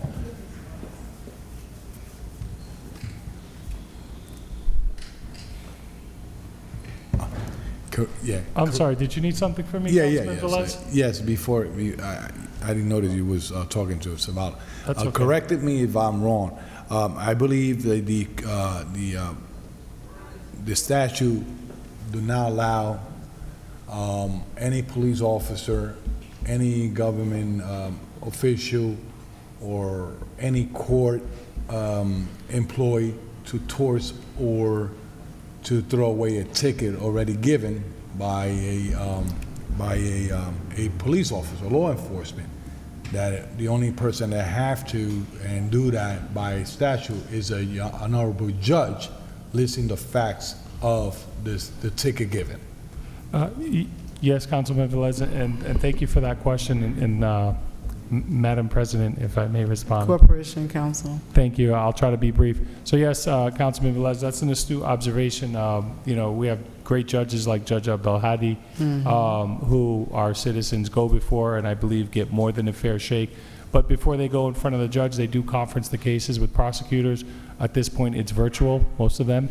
And so, they have essentially our Patersonians have two opportunities. First with the prosecutor, and then they get before a judge like Judge Abdelhadi, who I've seen firsthand be more than fair and hear evidence and have the courage to dismiss a ticket if it was issued in error. Correct. Last but not least, Councilman Jackson, I think the ordinance that we changed from 7 to 9, okay, was in 2018, I believe, was that we changed it from 7 to 17, right?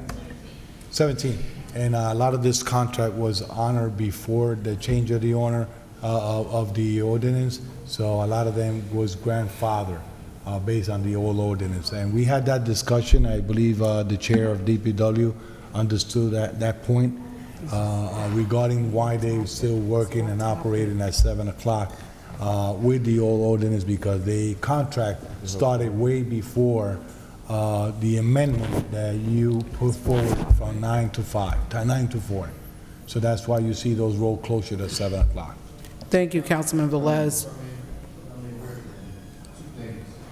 I'm sorry, two things. One, Councilman Velez, I did not make an amendment to any ordinance that changed the time from 7 to 9 a.m. The ordinance had always existed from 7 and 9 to, I'm sorry, no roads should be closed before 9 a.m. What I changed was the language that allowed an out.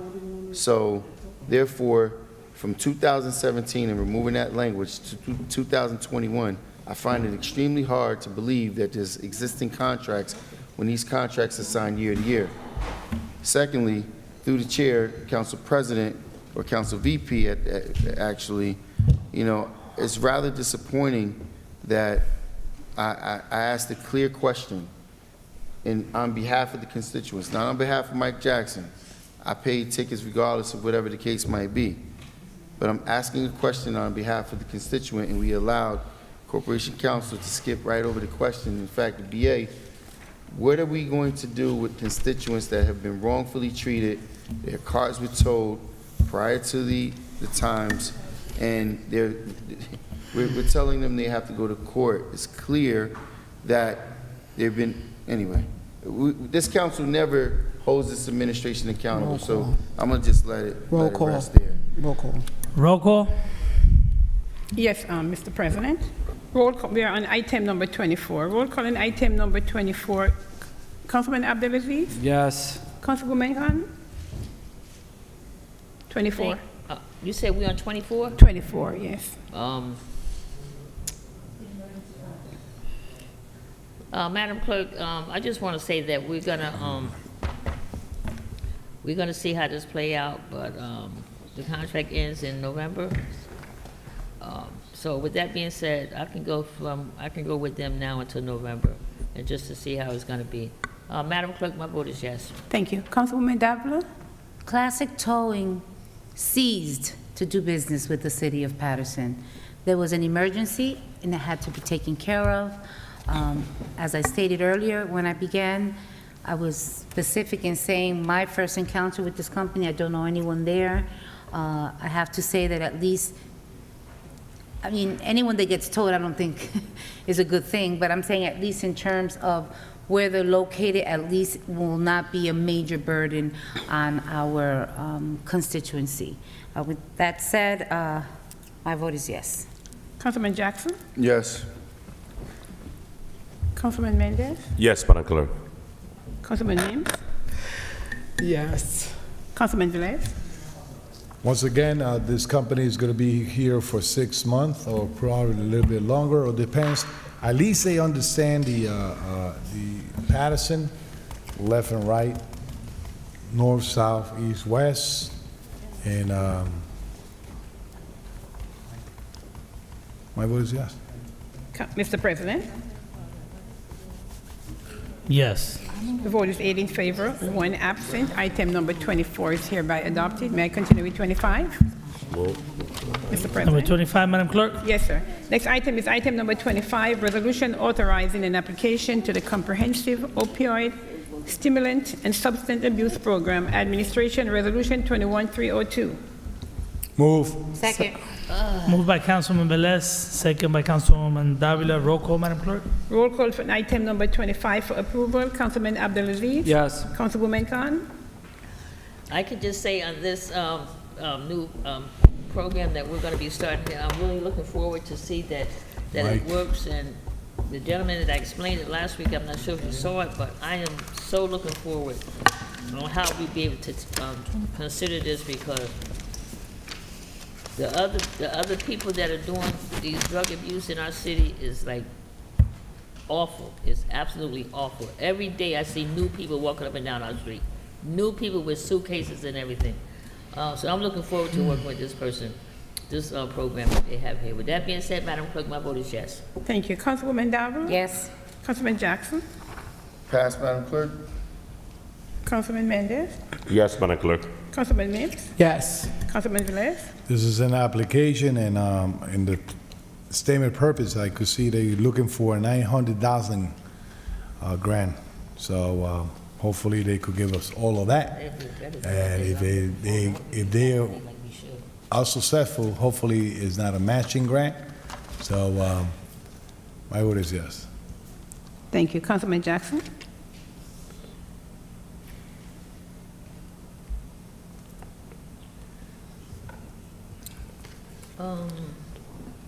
You know, we every day we come here with the same issues, the same complaints. While our streets are being overrun by drug-addicted people and companies or service providers that are not being responsible to the city of Paterson, where our community is being overran with drug-addicted people taking over the streets, signs all over the place, sleeping in front of everyone's door. I'm getting tired of all of these drug service providers, $900,000 so people could come in here and make money to render a service that they're just not rendering. My vote is no, Madam Clerk. Thank you. Mr. President? Yes. The vote is 7 in favor, 1 against, 1 absent. Item number 25 is hereby adopted. 26? Number 26. Yes, sir. Next item is item number 26, resolution authorizing the solicitation of bids for towing and storage of vehicles, bid number 22.04 for the City of Paterson Administration, Resolution 21303. So move. Moved by Councilwoman Davila, second by Councilman Velez and Mendez. Roll call, Madam Clerk. Roll call on item number 26 for approval, Councilman Abdelaziz. We just spoke 20 minutes about towing. My vote is yes. Councilwoman Khan. Yes. Councilman Davila. Yes. Councilman Jackson. Yes. Councilman Mendez. Yes, Madam Clerk. Councilman Mims. Oh, that's how you get it done? Yes. Councilman Velez. I encourage anyone out there that looking for a bid in this process, please, get your paperwork ready. Amigos hispanos que tienen compañía de remolcar carro, preparen sus papeles, sean competitivos y participen. Participate, please. Let's say logo. My vote is yes. Mr. President. Yes. The vote is 8 in favor, 1 absent. Item number 26 is hereby adopted. Mr. President, just for the record, item number 41 and 42 is off. There are no other item on the agenda Move to close. for tonight. Second. Moved by Councilman Velez, second by Councilwoman Davila. War report. Roll call. Yes, Mr. President. Roll call. Madam Clerk. Madam Clerk. Yes, sir. I'm 41 and We had a 42. first and a second, and I Madam Clerk, just can call. you explain why items 41 and why these items were pulled off? What was the reason behind it? I can. 42 is off because that was adopted on the election day, or the 8th of, number 42 was adopted on June 8th, and number 41, I don't have a resolution. I'm sorry? Number 41, I don't have a resolution, and I cannot vote on a document that I don't have. We had another item tonight that was voted on that didn't have a resolution as well. It was by title only.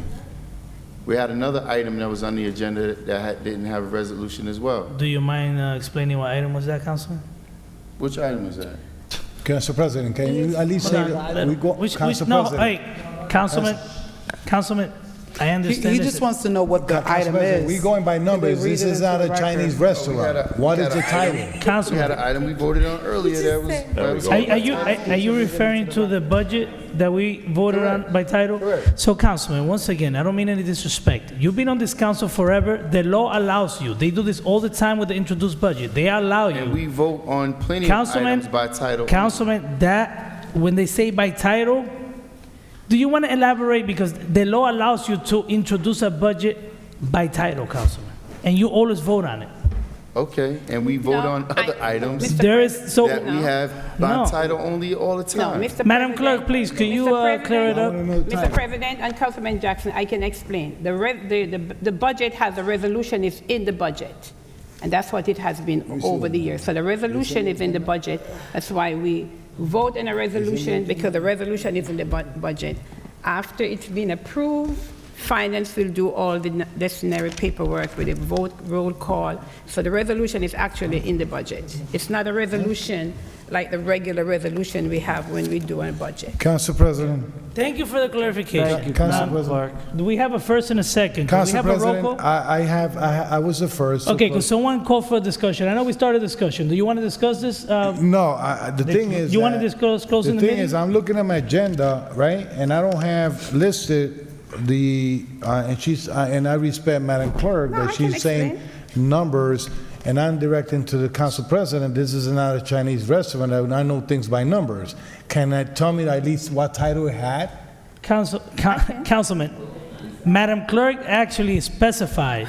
She read the number and the description of the resolution. Oh, I didn't hear that part. Sorry.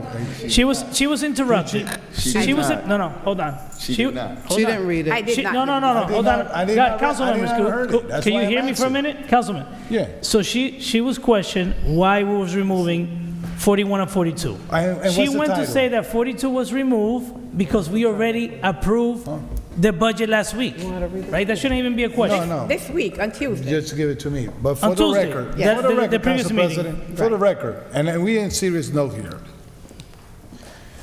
If you're gonna remove something that I'm requesting the title, for the record, we got a public listening out there, they don't know what's 41 and 42 I didn't remove means. it. Talk to the clerk. Madam Clerk, could you please address Councilman Velez? Okay, Councilman Velez, as I can explain. Item number 41 and 42, it was an addendum. It was posted on the website on last Friday. It was mailed out, it was emailed to everyone who requested a copy. I can read 41 and 42. Item number 41 is a resolution of no confidence in the business administrator. We did not have a resolution. We cannot vote on an item that the resolution is not present. Number 42 was the emergency temporary appropriation resolution. That was already adopted on an emergency meeting on June 8th. So those were 41 and 42. Those were emailed. It was sent to the council members' home. Madam Clerk. Yes, sir. And this is the thing. You said that 41 was resolution of no confident vote to whom? The business administrator. And who was promoting that resolution? I was given this cycle to put on the agenda last Friday. Who was promoting the resolution? So we're not discussing, hold on. Hold on a minute. Council President, with all respect. Hold on, hold on a minute, Councilman. Right now, we have a motion, right? We're not discussing an item, we're not voting on the item. We have a motion to close the meeting, a first and a second. If he was, hold on a minute. We're not in the discussion. We're in discussion of closing the meeting, not in discussion on those items. No. 10 minutes. We had a discussion. Well, respect, Council, and you had the gavel in front of you. Corporation because things Madam don't Clerk. go your way, you use the gavel. Because you know what? Your birthday's coming up. I'm going to buy you a microphone to see if this doesn't hold on. continue. My birthday was May 2nd, and also The Rock was May 2nd. What I'm telling you is, Council President, that you opened a discussion for the item that was missing and they was announcing by numbers. I'm requesting the title. Now, she just stated the title. Now, who was promoting that resolution? No confidence on it, because if I see the word City Council, you already spoke to me to promote that resolution to me forward to this chamber. Who you spoke to involved those City Council? As a council president, as council councilman, as council president, I could bring an item. So put Flavio Rivera. Don't put City Council. The resolution is not done. What are you talking about, Councilman? So I just if the resolution was done, then I would have put my name on it. But there is no resolution. Council President. All these years, all Council these President. years here, and he still doesn't Council get it. President, we have a Council motion to President. close the meeting. Can we Council proceed President. closing the meeting? I'm just going to say this, because, it is the ending of the meeting. Councilman Velez, and I'll say this respectfully, Madam Clerk needed to be more clear in terms of just stating it. So when no, you did it correctly. Like you said, you read it. When you read it, you just said 41 and 42. And so Councilman Velez did have the right to ask. Moving forward, I think this has been done. I've been here for almost 8 years. There are times in a workshop where something is put on in terms of title only, okay? And then if you don't provide the information, the person who's putting it forth, and legal doesn't draft a resolution, then you cannot vote on it. Now, with that said, I'm not going to start a big argument at this time. I have a lot of reasons. I'm going to be closing, and I'll be making my statements in terms of that item. But for right now, Council President, I do want to proceed with closing the meeting. There was a first, I seconded it. I'd like to vote so we can close. Yeah, I think there was a motion and a second on the floor. Yes, I seconded it, and you... Okay. Yeah, So and I seconded. may I continue with... Council President, can you roll call to close? I've been trying. Roll call to close the meeting. Yes, Mr. President. Roll call to close the regular meeting of June 10, 2021. Councilman Abdelaziz. Thank you, Madam Clerk. You're welcome. And we're close to 10 minutes of discussing something that will not benefit the city at all. Once again, sorry to the residents of the city of Paterson. I hear people have been here years and years and years, and every day I see why, and more the dysfunction that comes out and I see your frustrations. After nearly shutting down the city, instead of taking a step forward to work with each other, they want to discuss about more no confidence votes. What does that do? Once again, it's the same petty politics that comes here every single night. And I know to my residents, you see the frustrations in my face.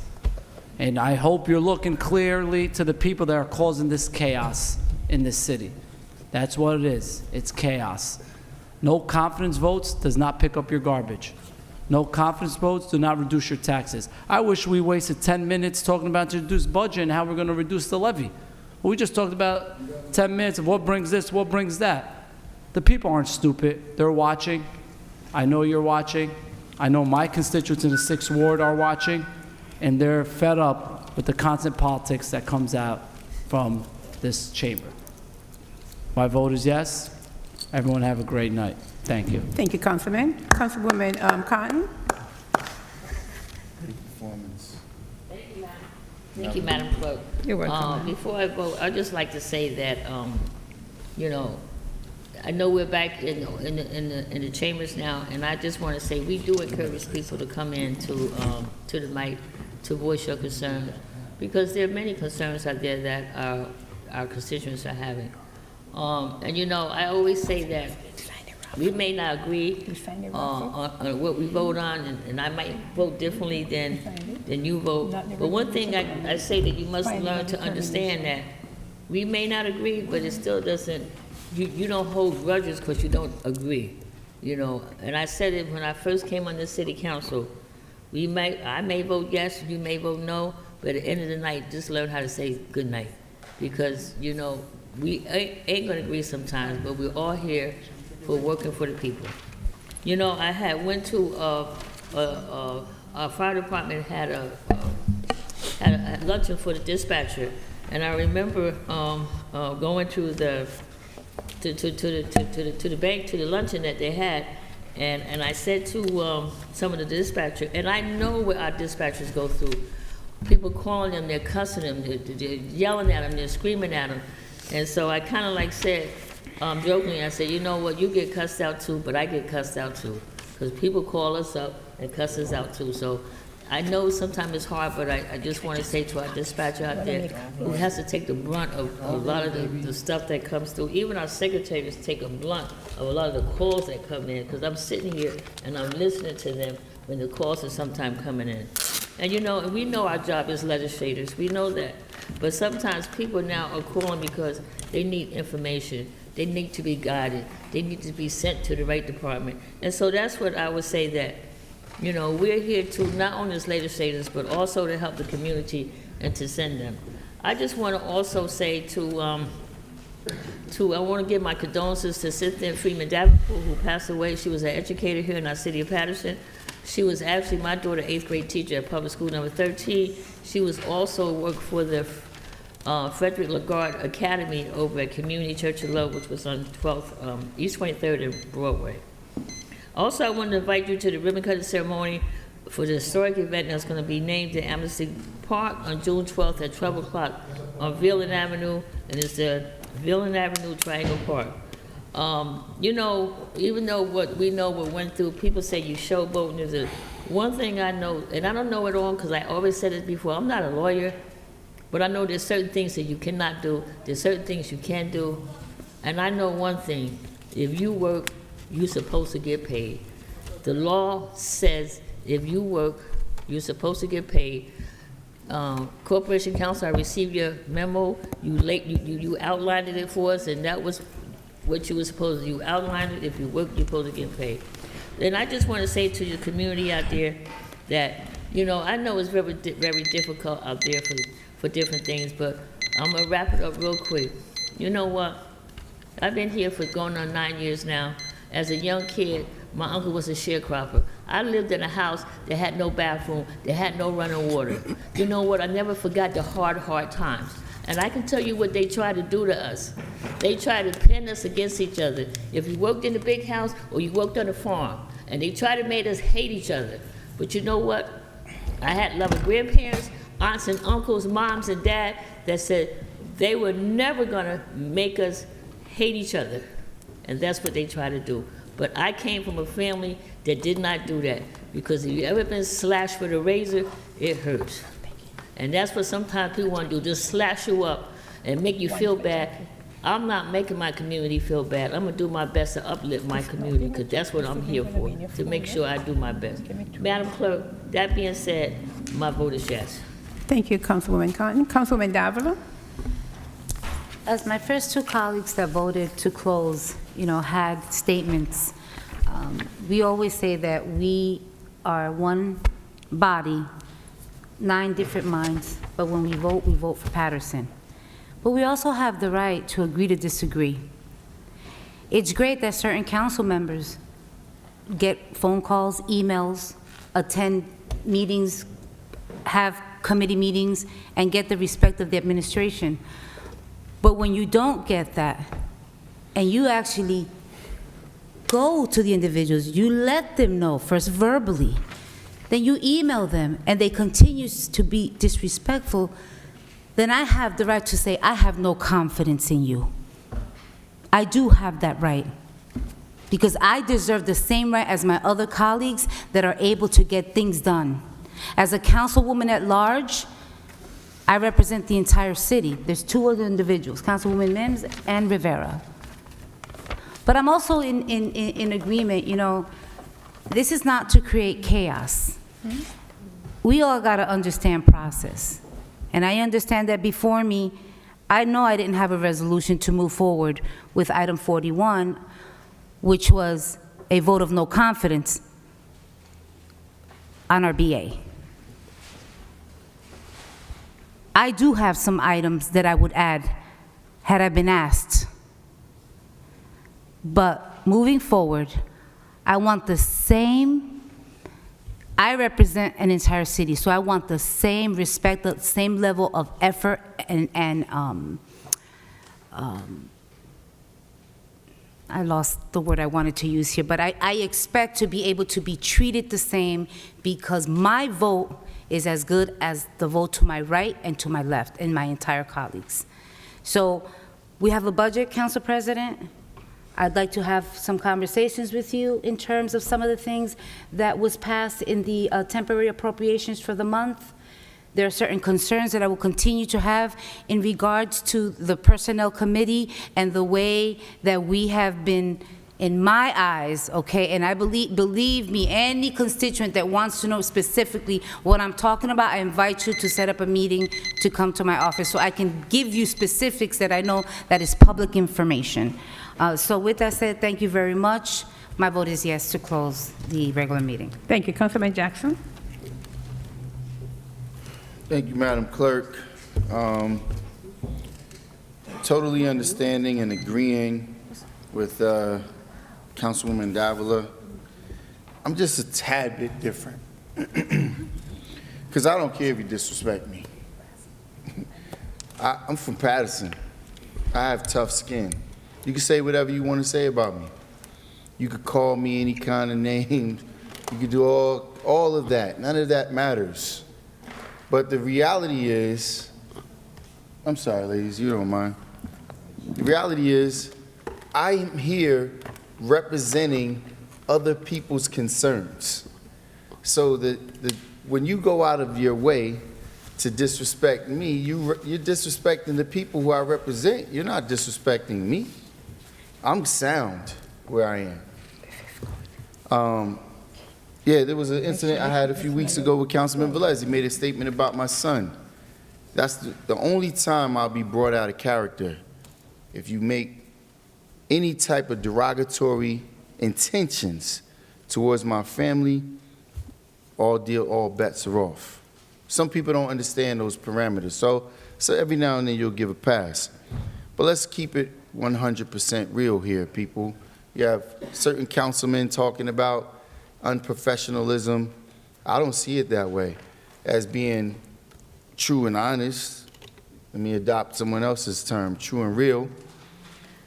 This 41 was placed on the agenda by the council president. The council president failed to create the agenda item, not anyone else. So if there was a failure, it's on his part. Now, I understand, Councilwoman Cotton. We were given a response from the Corporation Council. I actually didn't even realize it was here. I just saw it now. That talked about it's the law that we must pay our employees. The same law is applicable to begin with, when we had a scare tactic to tell 1,500 employees that they weren't going to get paid on Friday. So the letter that went out from the BA, it holds the same merit. So if we're going to sit here and talk about well, we can't have one specific line item, the council, well, I won't argue that point right now. But I'll say this. This is probably the most deceitful, uncredible, dishonest, shameful, politically motived council that I've ever been a part of. I've watched Jeff Jones' administration be held accountable for $17,000, a $17,000 check. We have witnessed the council president create a scenario for himself. It was a negotiated terms for himself. He had an issue with one specific employee being given a job for $120,000, but yet, when it was an illegal hire of a zoning officer, where the state wrote a letter and said clearly, this person is unqualified to hold the position, plus he's not a city resident, went against the city ordinance. The council president, which I sat here and made a fuss about it every single night, council president didn't find issue with that. We didn't hold the administration accountable for that.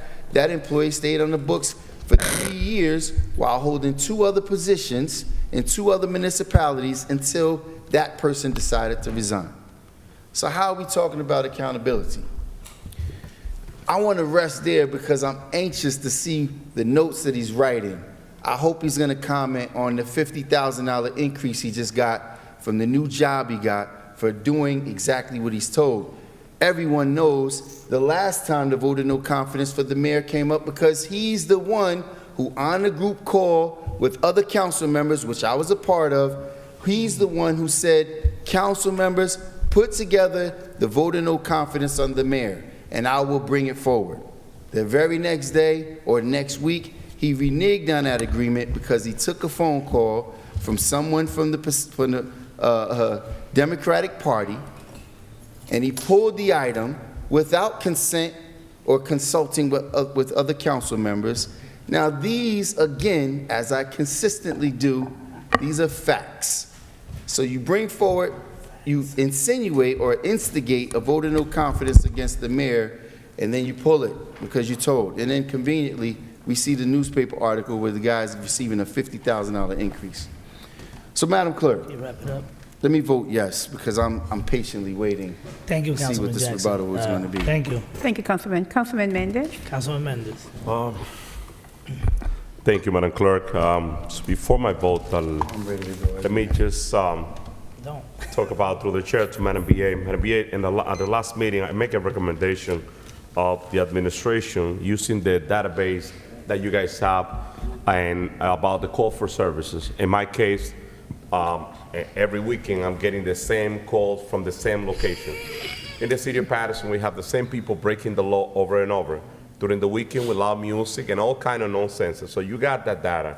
Please, we have a quality of life unit. Pull that data and don't wait for a phone call. I think we don't have to call the radio room to know that on East 29 between 10 and 11, it's just out of control. That's every week. So if you get that, that's going to help us a lot. We understand that we don't have enough manpower. That's the information that we're getting from the director of the police department, but we have to be creative. If we get that information, we're going to be able to get into those locations before they start calling us. It's 17th Avenue. I have the same call every week in Madam BA. I make a formal request about the administration and the director of the police department to sit down with the sheriff department because I don't see that collaboration. I'm in the role, I'm in the street day and night. I don't see that collaboration between the county and the city. We do need help, Madam BA, in the city. The violence is out of control in the city. Drug addict, homeless all over the place. Downtown Paterson, Madam BA, we have a seat. We have an improvement district in downtown. If you look at the improvement district budget from the Bunking Hill, you will see the big difference between downtown and I'm sorry, Councilman. So you will see the I wasn't talking to you, Councilman. You will see the big difference between the downtown improvement district budget and the Bunking Hill. 80% of this budget goes on salary.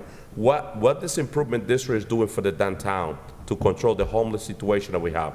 We're talking about safety. The administration have to sit down with that city. Those business owners in downtown, they pay an additional tax for that improvement district. And I don't see any change. I don't see any improvement in the downtown. And that's something that the administration gotta have that conversation. In another note, Madam BA, the methadone truck right here, Madam BA, right next to Center City Mall. Why do we have to park that truck there? One of the biggest problems that we have with those entities that are coming here to provide rehabilitation services is that they not be monitored. And if I'll be the mayor in that position of the administration, I'll be rallying behind all those entities and holding them accountable for what they're doing, because they're making an incredible amount of money through Medicaid and all of that. And what are they doing to our city, Madam BA? After a week, you see those people out there in the street, and then it's become our problem. I'm a legislator, but that's falling to the administration responsibility. Please take action on that. The call for service that we're getting, you already got the data. Please, let's work on that. And last but not least, to all the third ward residents on 18th Avenue between East 33rd, 34th, 17th Avenue, 6 days ago with the rain that we have, that area was all flooded. There was water all over the place. When I called the department to use a truck to clean the sewer line, those 2 trucks, they've been at the shop for the last 6 months. They've been broken down in the yard. We don't have a truck to clean the sewer. That's very concerning to me. And Madam BA, if you could pay attention to that, at the last committee, we voted to fix one. Let's find a way to see if we could send the second truck to any other location to fix it, to do the maintenance on the sewer line. Paterson, to all my third ward residents, thank you for all your calls or your texts. If you have any question, if you need to reach out to me, you could call me directly on my cell phone, 973-930-1436. Good night, Paterson. God bless you all. Your vote, Councilman? Your vote? Councilman, your vote? Oh, my vote is yes, Madam Clerk. Thank you. Councilman Mims? So tonight, I really made it my business that I was going to stay calm, remain professional, not even elongate my dialogue, and I wanted to stick to that. And I did, because I see the comments, I hear the concerns, and I get the calls. So I wanted to do that tonight, just to say, okay, let's see how everything will fizzle out. And I know sometimes, it looks like there's always tobacco and this tug of war.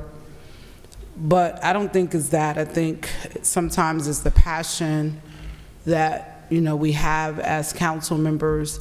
We're trying to get things done, trying to work with the administration, and then we hear the concerns of the community, and when it's not getting resolved, we get the calls, or we get the blunt of, the commentary. And so I'm not just going to do it tonight. That's going to be my position going forward, because it's something that is needed. I just want to go over some of the events that will be taking place to the family of Miss Cynthia Freeman, who I've known for a very long time. I want to thank her for her consistency throughout the years. My daughter went to LaGuardia Academy when she was 2 years old, and Miss Cynthia was one of the people that always present, very consistent, very loving, and we're going to miss Miss Freeman. And her funeral service will be this Friday at Seminary Baptist Church, 193 Heldon Ave. The viewing is from 5 to 7, and the celebration will be at 7 o'clock to celebrate the life and the legacy of Miss Cynthia Freeman. Bronte Carnival will be at Westside Park. It's been going on this week. We want to thank Bronze Heat and Bronze Shields for coming together. 6 p.m. nightly, please go out. On Saturday morning, it is the closeout of the T-Ball tournament at the Larry Doby Field at 9 o'clock. At 12 o'clock will be the Amistad Park ribbon cutting ceremony at 12. And then at 2 o'clock, Nifty will be honoring their football players. And then on Sunday, We need quorum. we need a quorum. Councilwoman Cotton, we need a quorum. We need a quorum. And then on Sunday, on Sunday, we will be on Sunday, we will be celebrating 74 years of a life well lived of our Councilwoman Vera Ames. Paterson, let's keep moving together. I'm praying for all of our students as you're in the process of doing your finals. I'm with my son in his finals. He's a high school senior. My heart goes out to all of our students, all of our teachers, and to the community at large. Good night. God bless you. My vote is yes. Thank you. Councilman Velez? Hopefully whoever is being present from this point on, could control all the quorums and all the council members in the chambers before the meeting is ending. Everybody want to get out of here, go home, have supper, or whatever. My question before is to read on the title, what was the 41 and 42? Because I didn't have it in my agenda. I don't know what they were talking about. So I'm not a fan or promoter of no confidence vote in the city of Paterson. I'm not a fan and also of either promoter of no confidence vote on anyone. I always said that the chief of command of the city, the mayor, is the one in charge. He's the one that chooses his aide staff, his department, the BA, the police department chief, the fire department chief, the DPW director, the Department of Health director, the Department of County Development, the Department of Human Services, and the anybody that he hired to represent his administration. The law department, corporate counsel. I always say, if I have a problem with them, I will have a conversation with them. And if I have no confidence, I will look into who put them there. Then I have no confidence in the person that decided to put them there. So, and then I have to balance the good and the bad. What have been good in the administration, what have been bad in the administration. And one thing I always have in mind is that all of us here, sitting here these days, anybody sitting in that chairs over there watching this meeting, those people are in the house, the BA, everybody here, the lawyer, attorney, and I will wrap it up. For God's sake, we have families. Our kids watch these meetings. Our relatives watch these meetings. And probably what it is, a political agenda turns into hurting families, hurting those of you out there. Let me tell you, I'm saying this by heart, Council President, and my son calls me and say, Dad, you did great. But at the same time, he could call me and say, Dad, what's going on with that council president always charging you down? Or the other councilman trying to belittle you or bully you. They see out there, your family, your kids see, watch these meetings. Take it for granted. Laugh or whatever you want to do. But let me tell you something. One thing I could say is, the day I'm not sitting in this chair, I could leave the city in peace and knowing that the time that I was here, I did it with a clean heart and the hands clean, not damaging nobody's reputation, and making sure that the concern was only the community concern, not a personal or political agenda. Saying that, Council President, hopefully we could keep on continue working, making sure the city move forward. God bless America. God bless everyone. Thanks God that He gave us a chance to be here today. And I know you don't like this, Council President, but God bless you and your family for tomorrow we could see each other and praise the Lord together one day. God bless you. Good night. My vote is yes. Thank you. Mr. President? Thank God there's a camera there and every meeting is recorded. So asking my colleagues to maintain decorum in these days, I guess it's offensive to them. I'm just scared for the city if the people that are here, and I don't try to belittle my council colleagues, but it's disturbing that you have council members voting on things for years and they don't even know what they're voting on. Disturbing. We don't have to know everything, but you have to try at least to learn. You know, you're making decisions on behalf of the people that elected you. Now, going back to a comment, and I didn't want to talk about it because that wasn't the intent. First of all, my decisions are driven not on politics like some other people. I've been being pushed the whole term that I've been president to put non-confidence vote on the mayor, on the BA, but those were politically driven. I understand we were frustrated at the time because we were trying to get the administration to work with us. We listened to the people, and it was just frustration because we need to govern together. You can't just say you're the council and we're the administration. They're interpreting the law. So they're basically saying you're the council body, you're only there to legislate and approve our budget, right? But we're the ones listening from the public of their concerns, but we don't have a seat at the table. We need to govern together. Now, Madam BA and I sat down and we spoke, because this is not personal. What I do is not personal. One of my council colleagues, once again, well, I'm not even going to pass some negative comments, but you read what's going on in the newspaper. So you want to talk about honesty? Don't hear it from me. You make your own judgment. But talking about, listen, my council colleague here next to me, Councilman Jackson, he just stated that I didn't have an issue with the hiring. We're not the hiring authority. The only way I could hold the administration from hiring somebody is controlling the funds that they have available to either give a raise or to hire. If my colleagues understand how to get things done, we will get things done.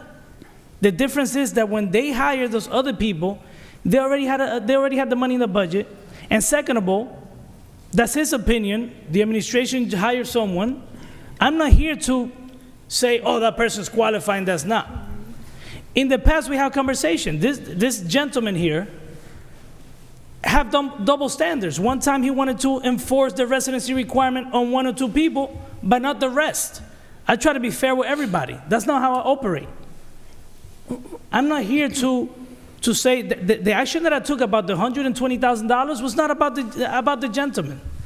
It's about the action, the principle, the public, perception out there, the morale of the employees. And the reason that even that got there by title is because we didn't get the courtesy of a conversation. We had a conversation for months, and they still wanted to proceed, and we need to govern together. I'm not going to address the other comments because they're not factual at all. You see what goes on in this council. Council members just like to make up things. The article actually came out. This gentleman here started calling the press, making up stories with no basis on it. I'm a person that's qualified for that position. But it's funny.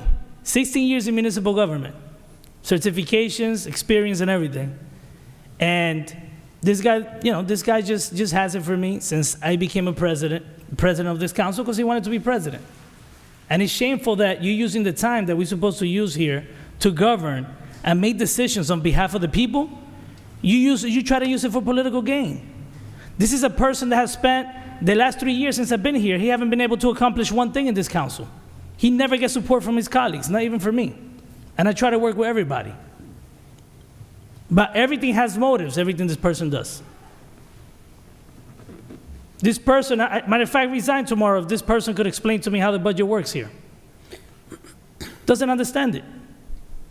You saw it today in the comments about, oh, we have something else in the budget by title.